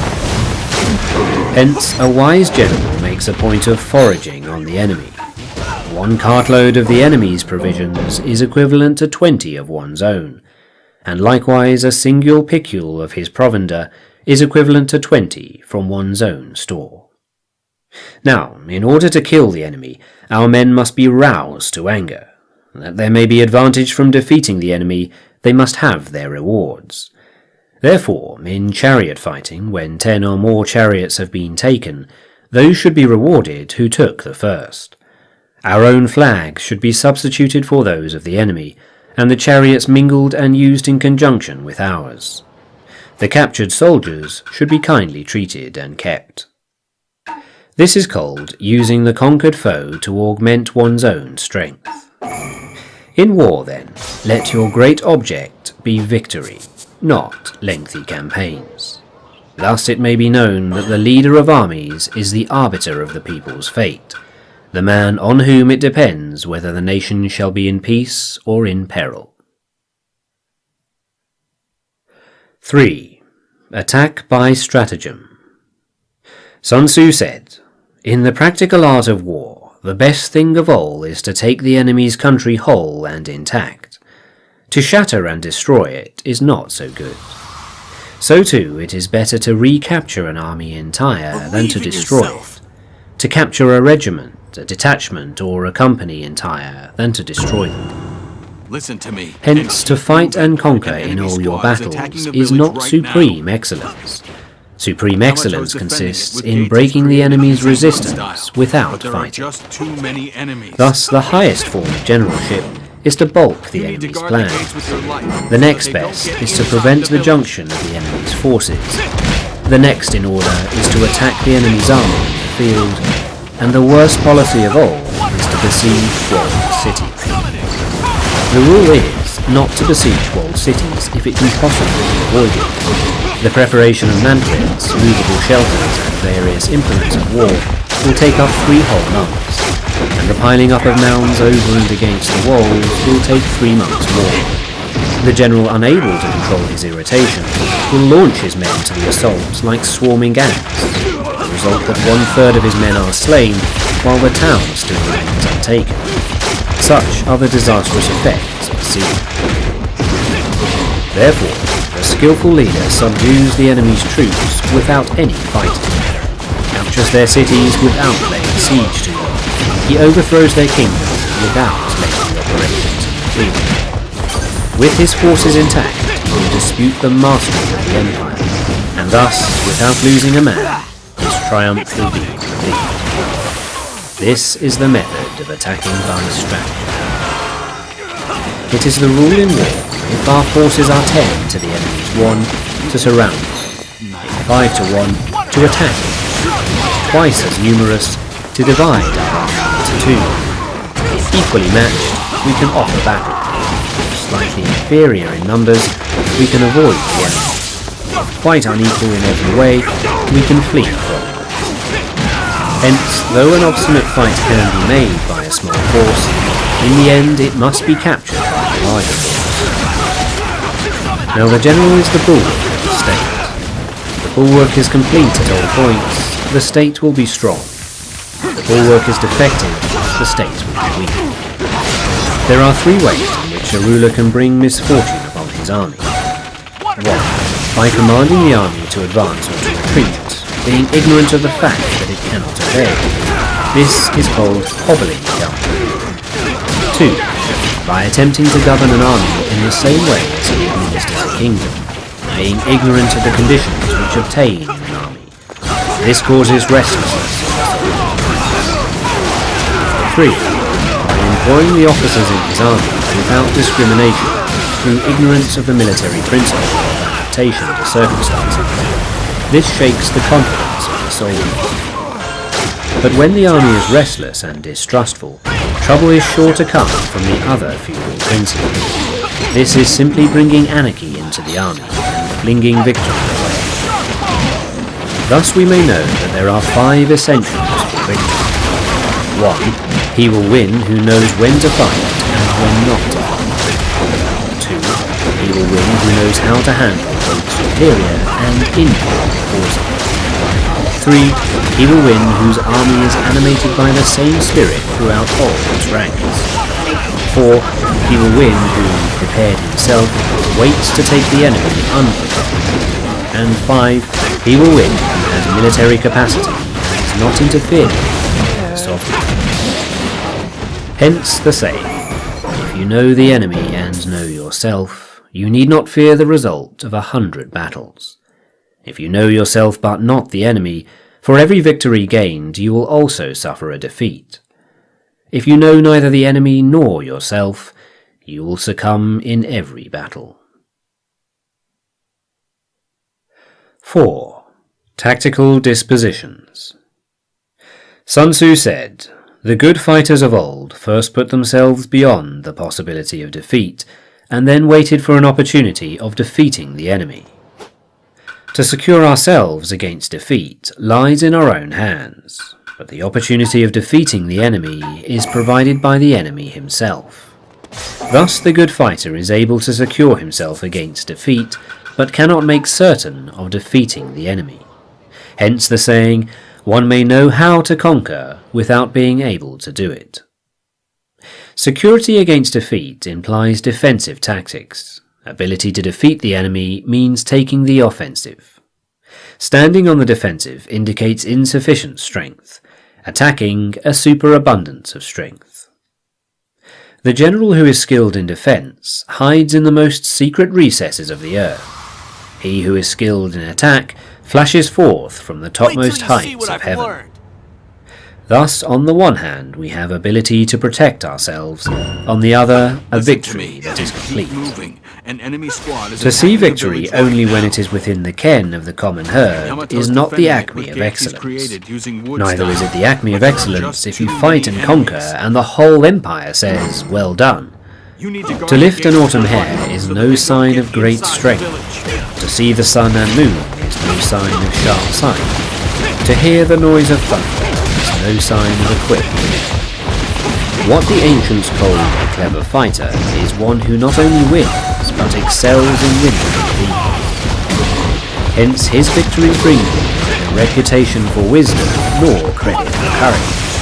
He wins his battles by making no mistakes. Making no mistakes is what establishes the certainty of victory, for it means conquering an enemy that is already defeated.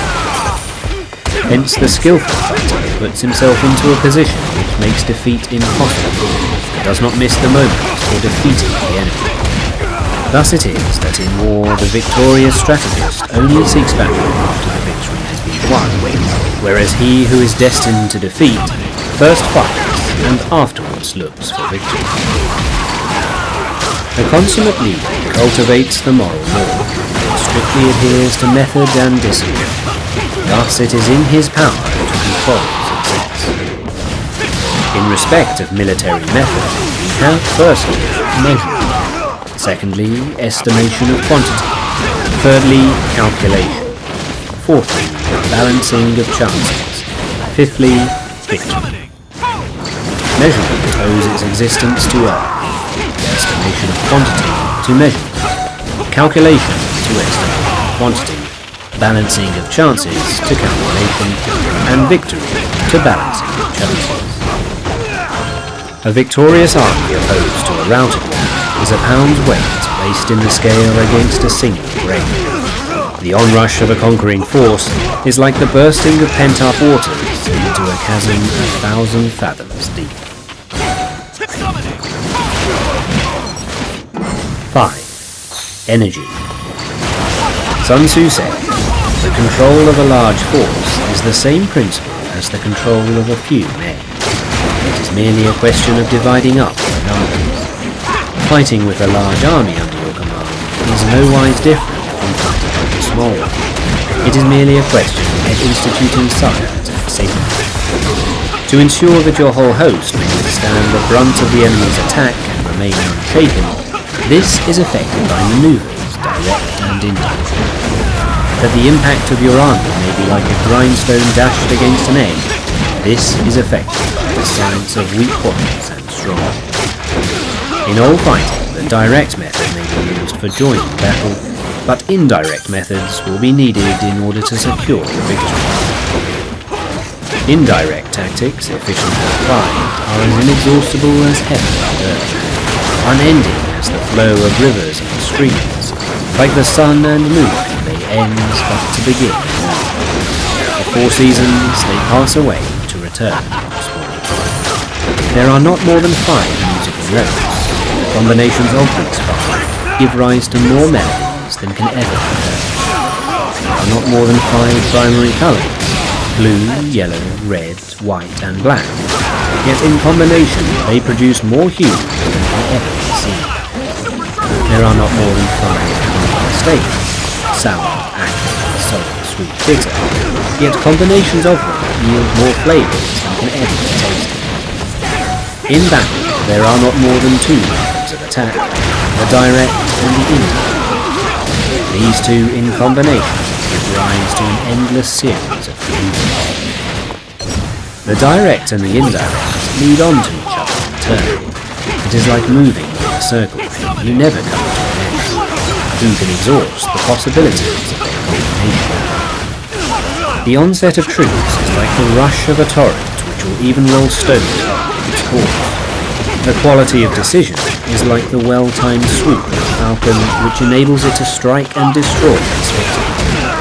Therefore, the good fighter will be terrible in his onset and prompt in his decision. Energy may be likened to the bending of a crossbow, decision to the releasing of a trigger. Amid the turmoil and tumult of battle, there may be seeming disorder and yet no real disorder at all. Amid confusion and chaos, your array may be without head or tail, yet it will be proved as defeat. Simulated disorder postulates perfect discipline. Simulated fear postulates courage. Simulated weakness postulates strength.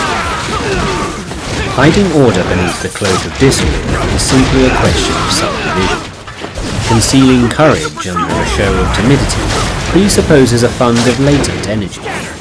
Masking strength with weakness is to be affected by tactical dispositions. Thus, one who is skillful at keeping the enemy on the move maintains deceitful appearances, according to which the enemy will act. He sacrifices something, that the enemy may snatch at it. By holding out baits, he keeps him on the march.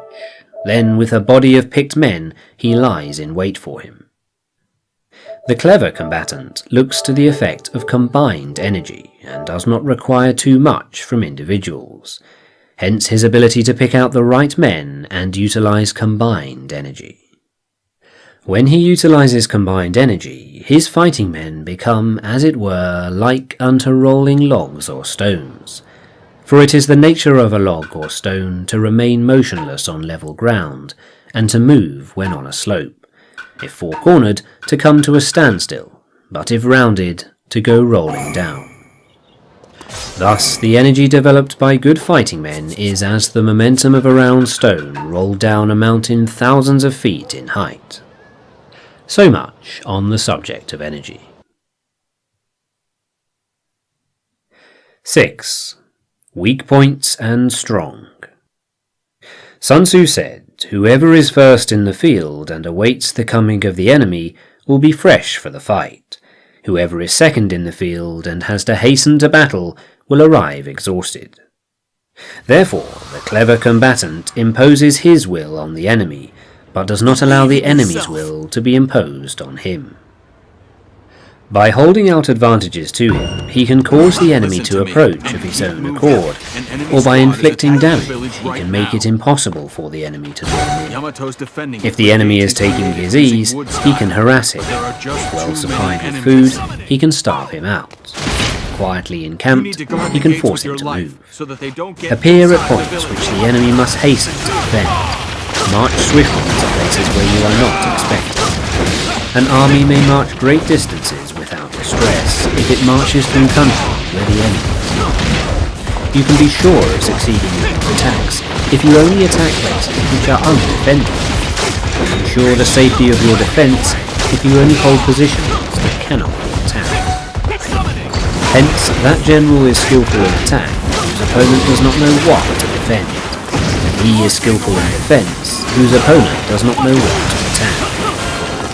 O divine art of subtlety and secrecy, through you we learn to be invisible, through you inaudible, and hence we can hold the enemy's fate.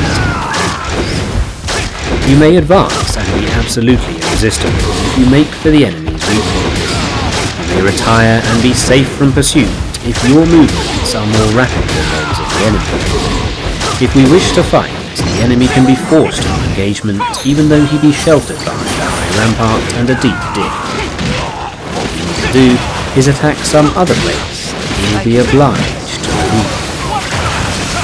If we do not wish to fight, we can prevent the enemy from engaging us even though the lines of our encampment be merely traced out on the ground. All we need to do is throw something odd and unaccountable his way. By discovering the enemy's dispositions and remaining invisible ourselves, we can keep our forces concentrated while the enemy's must be divided.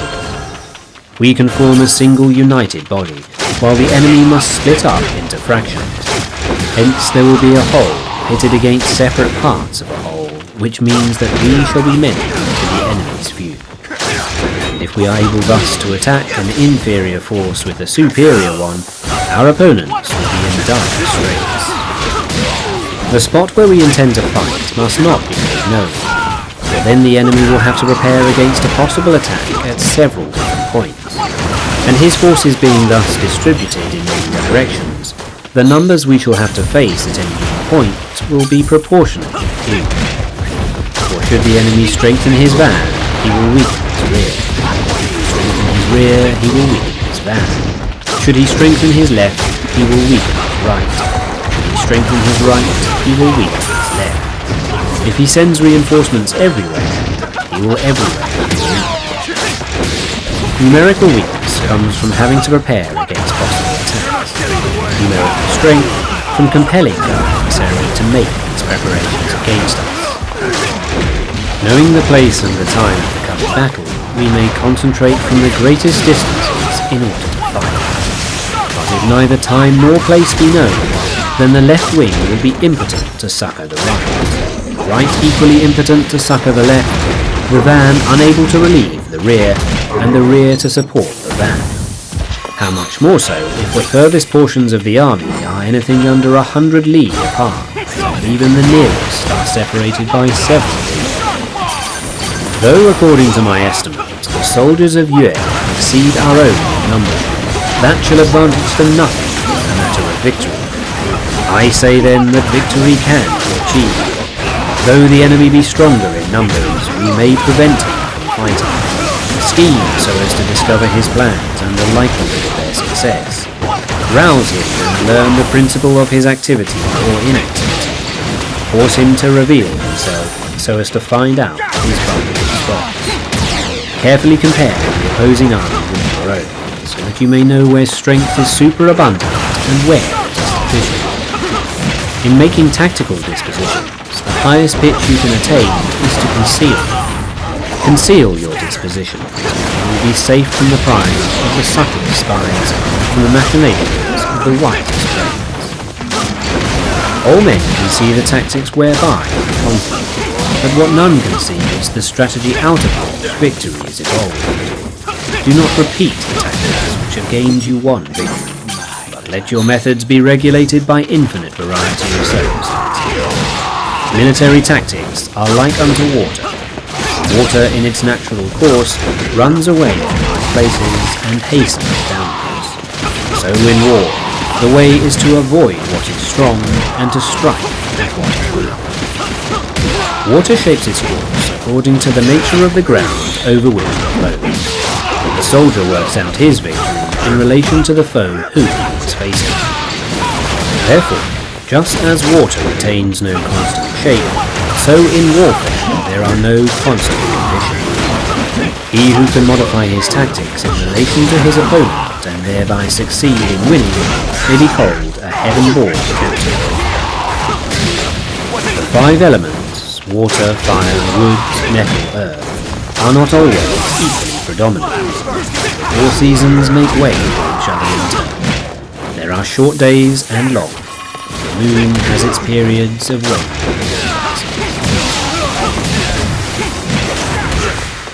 7. Maneuvering. Sun Tzu said, "In war, the general receives his commands from the sovereign. Having collected an army and concentrated his forces, he must blend and harmonize the different elements thereof before pitching his camp.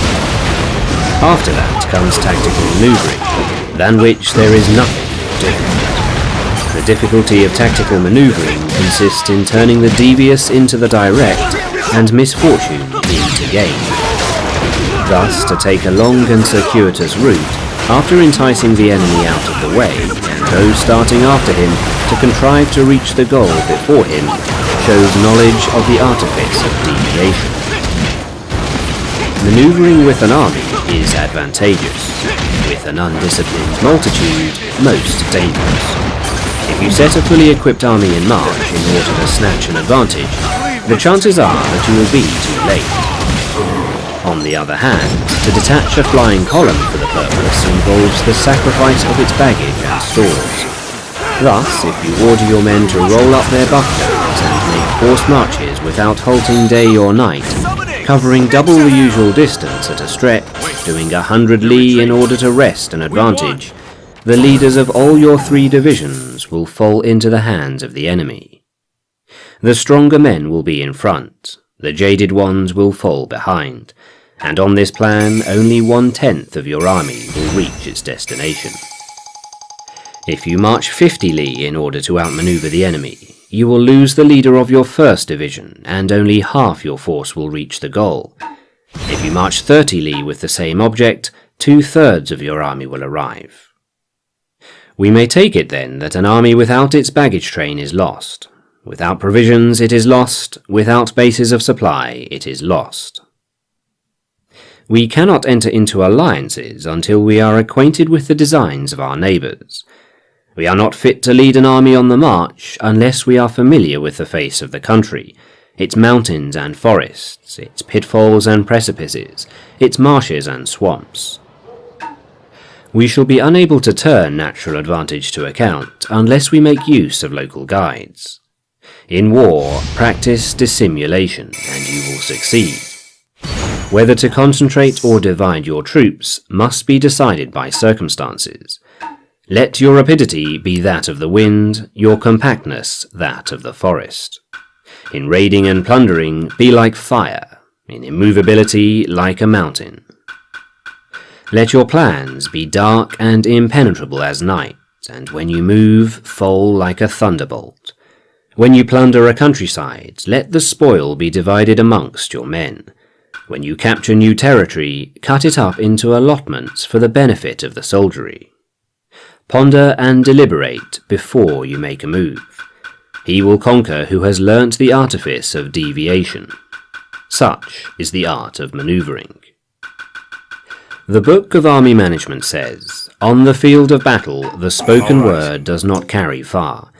Hence the institution of gongs and drums. Nor can ordinary objects be seen clearly enough. Hence the institution of banners and flags." Gongs and drums, banners and flags are means whereby the ears and eyes of the host may be focused on one particular point. The host thus forming a single united body, it is impossible either for the brave to advance alone or for the cowardly to retreat alone. This is the art of handling large masses of men. In night fighting, then, make such use of signal fires and drums, and in fighting by day of flags and banners, as a means of influencing the ears and eyes of your army. A whole army may be robbed of its spirit. A commander-in-chief may be robbed of his presence of mind. Now a soldier's spirit is keenest in the morning. By noonday it has begun to flag, and in the evening his mind is bent only on returning to camp. A clever general, therefore, avoids an army when its spirit is keen, but attacks it when it is sluggish and inclined to return. This is the art of studying moods.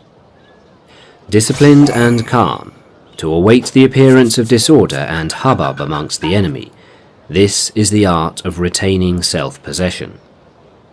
To be near the goal while the enemy is still far from it, to wait at ease while the enemy is toiling and struggling, to be well fed while the enemy is famished. This is the art of husbanding one's strength. To refrain from intercepting an enemy whose banners are in perfect order, to refrain from attacking an army drawn up in calm and confident array, this is the art of studying circumstances. It is a military axiom not to advance uphill against the enemy, nor to oppose him when he comes downhill. Do not pursue an enemy who simulates flight. Do not attack soldiers whose temper is keen. Let's go, everyone! Do not swallow bait offered by the enemy. Do not interfere with an army that is returning home. Listen to me. And when you surround an army, enemy leave an squad is outlet attacking the free. village right now. Do not press a desperate foe too Yamato's hard. defending it with gates he's Such created is using the wood art of style, warfare. but there are just too many enemies. 8. You need to guard Variation your in life tactics. so that they don't get inside the village. Sun Tzu said, in war, the general receives his commands from the soldier, elects his army, and concentrates his forces. When in difficult country, do not encamp. Country where high roads intersect, join hands with your allies. Do not linger in dangerously isolated positions. In hemmed-in situations, you must resort to stratagem. In desperate positions, you must fight. There are roads which must not be followed, armies which must not be attacked, towns which must not be besieged, positions which must not be contested, commands of the sovereign which must not be obeyed. The general who thoroughly understands the advantages that accompany variation in tactics knows how to handle his troops. The general that does not understand these may be well acquainted with the configuration of the country, yet he will not be able to turn his knowledge to practical account. So, the student of war who is unversed in the art of war will vary his plans, even though he be acquainted with the 5 advantages, will fail to make the best use of his men. Hence, in the wise leader's plans, considerations of advantage and of disadvantage will be blended together. If our expectation of advantage be tempered in this way, we may succeed in accomplishing the essential part of the scheme. If, on the other hand, in the midst of difficulties we are always ready to seize an advantage, we may extricate ourselves from misfortune. Reduce the hostile chiefs by inflicting damage on them, make trouble for them, and keep them constantly engaged. Hold out specious allurements and make them rush to end your fight. The art of war teaches us to rely not on the likelihood of the enemy's not coming, but on our own readiness to receive, not on the chance of his not attacking, but rather on the fact that we have made our position unassailable. There are 5 dangerous faults which may affect a general. 1. Recklessness, which leads to destruction. 2. Cowardice, which leads to capture. 3. A hasty temper, which can be provoked by insults. 4. A delicacy of honour, which is sensitive to shame. 5. Over-solicitude for his men, which exposes him to worry and trouble. These are the 5 besetting sins of a general, ruinous to the conduct of war. When an army is overthrown and its leader slain, the cause will surely be found among these 5 dangerous ones. Let them be a subject to meditation. 9. The army on the march. Sun Tzu said, "We come now to the question of encamping the army and observing signs of the enemy. Pass quickly over mountains and keep in the neighbourhood of valleys. Camp in high places facing the sun. Do not climb heights in order to fight." So much for mountain warfare. After crossing a river, you should get far away from it. When an invading force crosses a river in its onward march, do not advance to meet it in midstream. It would be best to let half the army get across and then deliver your attack. If you are anxious to fight, you should not go to meet the invader near the river which he has to cross. Moor your craft higher up than the enemy and facing the sun. Do not move upstream to meet the enemy. So much for river warfare. In crossing salt marshes, the sole concern should be to get over them quickly without any delay. Forced to fight in a salt marsh, you should have water and grass near you. Get your back to a clump of trees. So much for operations in salt marshes. In dry, level country, take up an easily accessible position with rising ground to your right and on your rear, so that the danger may be in front and safety may be behind. So much for campaigning in flat country. These are the 4 useful branches of military knowledge which enabled the Yellow Emperor to vanquish 4 several sovereigns. All armies prefer high ground to low, and sunny places to dark.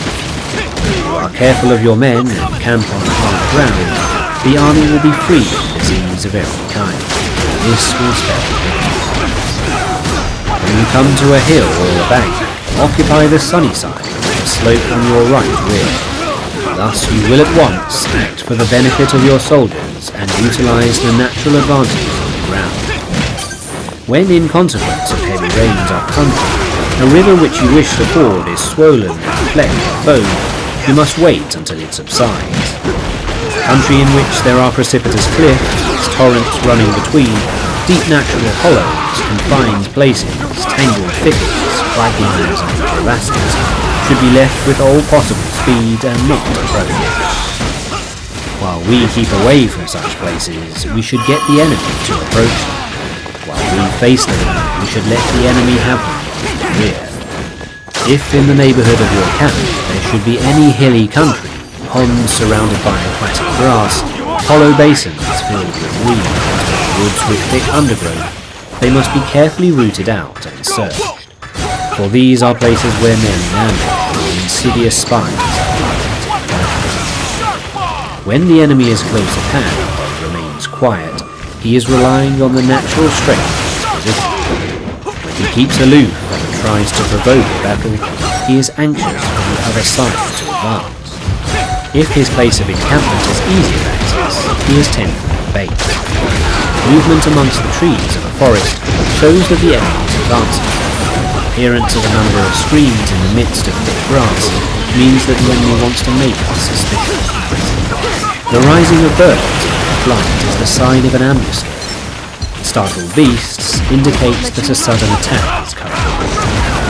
When there is dust rising in the high column, it is the sign of chariots advancing. When the dust is low but spread over a wide area, it betokens the approach of infantry. When it branches out in different directions, it shows that parties have been sent to collect fire. A few clouds of dust moving to and fro signify that the army is encamping. Humble words and increased preparations are signs that the enemy is about to launch. Violent language and driving forward as if to the attack are signs that he will retreat. When the light chariots come out first and take up a position on the wings, it is a sign that the enemy is forming for battle. Peace proposals unaccompanied by a sworn covenant indicate a plot. When there is much running about and the soldiers fall into rank, it means that the critical moment has come. When some are seen advancing and some retreating, it is a lure. When the soldiers stand leaning on their spears, they are faint from want of food. If those who are sent to draw water begin by drinking themselves, the army is suffering from thirst. If the enemy sees an advantage to be gained and makes no effort to secure it, the soldiers are exhausted. If birds gather on any spot, it is unoccupied. Clamour by night betokens nervousness. If there is a disturbance in the camp, the general's authority is weak. If the banners and flags are shifted about, sedition is afoot. And if the officers are angry, it means that the men are weary.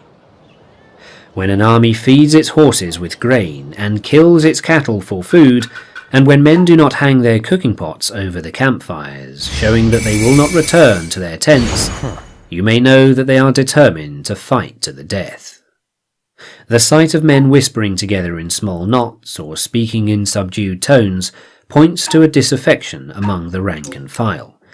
Too frequent rewards signify that the enemy is at the end of his resources, Too many punishments betray a condition of dire distress. To begin by bluster, but afterwards to take fright at the enemy's numbers, shows a supreme lack of intelligence. When envoys are sent with compliments in their mouths, it is a sign that the enemy wishes for a truce. If the enemy's troops march up angrily and remain facing ours for a long time, without either joining battle or taking themselves off again, the situation is one that demands great vigilance and circumspection. If our troops are no more in number than the enemy, that is amply sufficient. It only means that no direct attack can be made. What we can do is simply to concentrate all our available strength, keep a close watch on the enemy, and obtain reinforcements. He who exercises no forethought but makes light of his opponents is sure to be captured by them. If soldiers are punished before they have grown attached to you, they will not prove submissive, and unless submissive, then will be practically useless. If, when soldiers have become attached to you, punishments are not enforced, they will still be useless. Therefore, soldiers must be treated in the first instance with humanity, but kept under control by means of iron discipline. This is a certain road to victory. If in training soldiers commands are habitually enforced, the army will be well disciplined. If not, its discipline will be bad. If a general shows confidence in his men, but always insists on his orders being obeyed, the gain will be mutual. 10. Terrain. Sun Tzu said, "We may distinguish 6 kinds of terrain, to wit, 1. Accessible ground, 2. Entangling ground, 3. Temporizing ground, 4. Narrow passes, 5. Precipitous heights, and 6. Positions at a great distance from the enemy." Ground which can be freely traversed by both sides is called accessible. With regard to ground of this nature, be before the enemy in occupying the raised and sunny spots, and carefully guard your line of supplies. Then you will be able to fight with advantage. Ground which can be abandoned but is hard to reoccupy is called entangling. From a position of this sort, if the enemy is unprepared, you may sally forth and defeat him, but if the enemy is prepared for your coming and you fail to defeat him, then returning being impossible, disaster will ensue. When the position is such that neither side will gain by making the first move, it is called temporizing ground. In a position of this sort, even though the enemy should offer us an attractive bait, it will be advisable not to stir forth, but rather to retreat, thus enticing the enemy in his turn. Then, when part of his army has come out, we may deliver our attack with advantage. With regard to narrow passes, if you can occupy them first, let them be strongly garrisoned and await the advent of the enemy. Should the army forestall you in occupying a pass, do not go after him if the pass is fully garrisoned, but only if it is weakly garrisoned. With regard to precipitous heights, if you are beforehand with your adversary, you should occupy the raised and sunny spots, and there wait for him to come up. If the enemy has occupied them before you, do not follow him, but retreat and try to entice him away.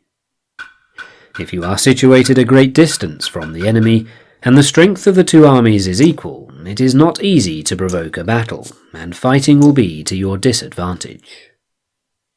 These 6 are the principles connected with earth. The general who has attained a responsible post must be careful to study them. Now an army is exposed to 6 several calamities, not arising from natural causes, but from faults for which the general is responsible. These are 1. Flight, 2. Insubordination, 3. Collapse, 4.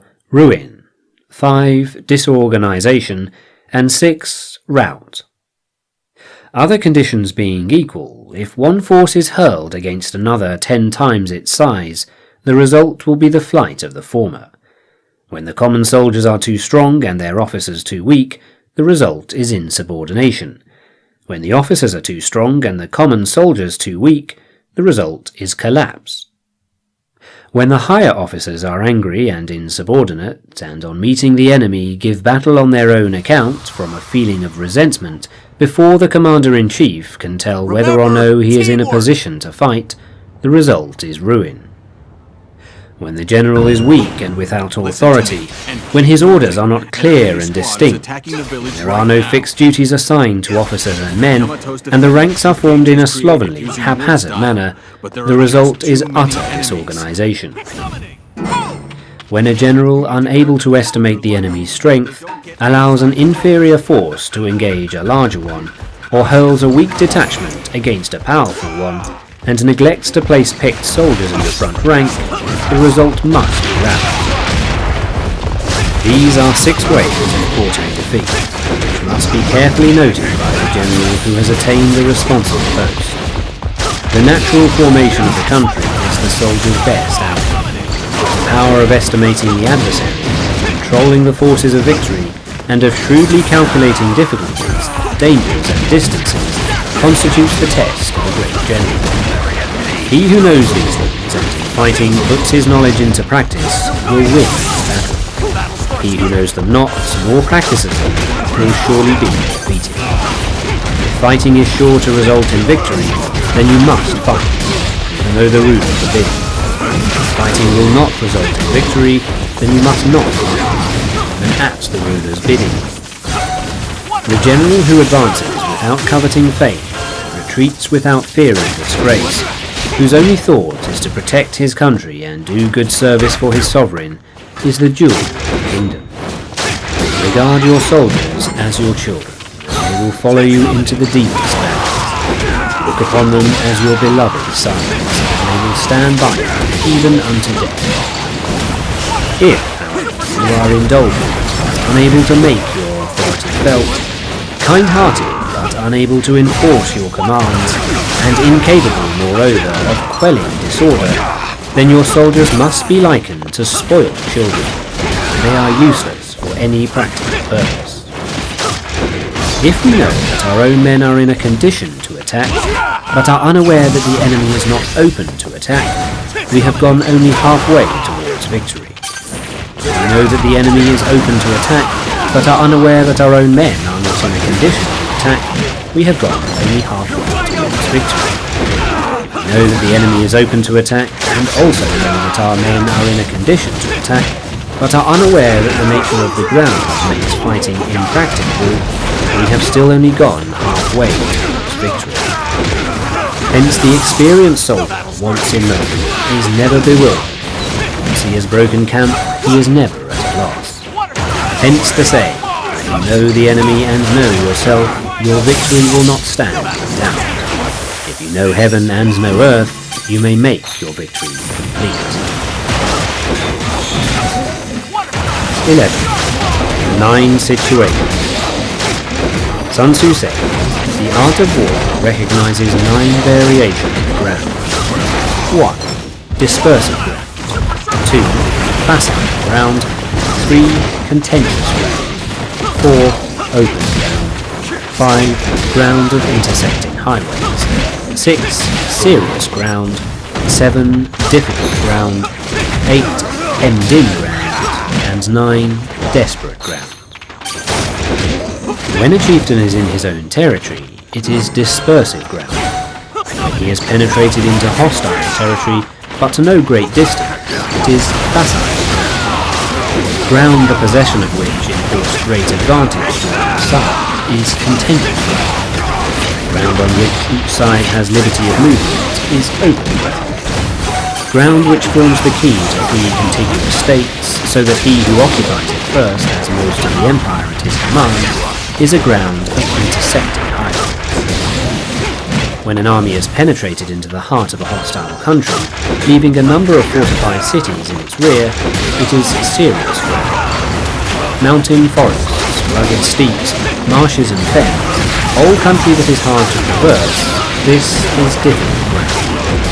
Ground which is reached through narrow gorges, and from which we can only retire by tortuous paths, and a small number of the enemy will suffice to crush a large body of our men, this is hemmed-in ground. Ground on which we can only be saved from destruction by fighting without delay is desperate ground. On dispersed ground, therefore, fight not. On facile ground, halt not. On contentious ground, attack not. On open ground, do not try to block the enemy's way. On ground of intersecting highways, join hands with your allies. On serious ground, gather in plunder. On difficult ground, keep steadily on the march. End in ground, resort to strategy. On desperate ground, fight. Those who were called skillful leaders of old knew how to drive a wedge between the enemy's front and rear, to prevent cooperation between the large and small divisions, to hinder the good troops from rescuing the bad, the officers from rallying their men. When the enemy's men were united, they managed to keep them in disorder. When it was to their advantage, they made a forward move. Otherwise, they stopped still. If asked how to cope with the great host of the enemy in an orderly array and on the point of marching to the attack, I should say, begin by seizing something which your opponent holds dear, then he will be amenable to your will. Rapidity is the essence of war. Take advantage of the enemy's unreadiness. Make your way by unexpected routes and attack unguarded spots. The following are principles to be observed by an invading force. The further you penetrate into a country, the greater will be the solidarity of your troops, and thus the defenders will not prevail against you. Make forays into fertile country in order to supply the food. Carefully study the well-being of your men, and do not overtax them. Concentrate your energy and hoard your strength.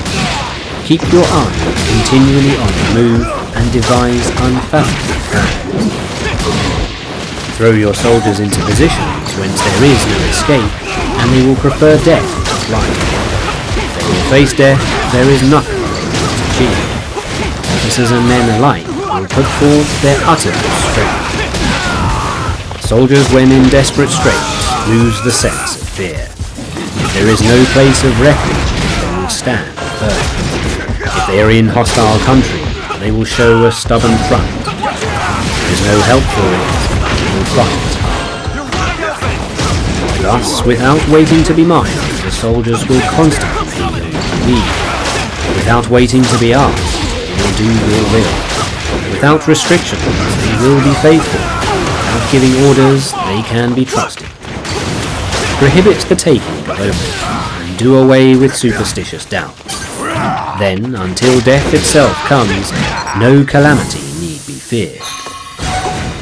If our soldiers are not overburdened with money, it is not because they have a distaste for riches. If their lives are not unduly long, it is not because they are disinclined to longevity. On the day they are ordered out to battle, your soldiers may weep. Those sitting up bedewing their gun, those lying down, letting the tears run down their cheeks. But let them once be brought to bay. They will display the courage of a Chu or a Kuei. The skillful tactician may be likened to the Shui Jian. Now the Shui Jian is a snake that is found in the Chong mountain. Strike at its head and you will be attacked by its tail. Strike at its tail and you will be attacked by its head. Strike at its middle and you will be attacked by head and tail both. Ask if an army can be made to imitate the Shui Jian. I should answer yes. For the men of Wu and the men of Yue are enemies. But if they are crossing a river in the same boat and are caught by a storm, they will come to each other's assistance just as the left hand follows the right. Hence, it is enough to put one's trust in the tethering of horses, the burying of chariots into the ground. The principle on which to manage an army is to set up one standard of courage which all must reach. How to make the best of both strong and weak, that is a question involving the proper use of ground.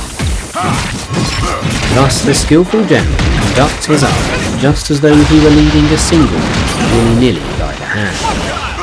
It's the business of a general to be quiet and thus ensure secrecy, upright and just, thus maintain order. He must be able to mystify his officers and men by false reports and appearances. and thus keep them in total ignorance.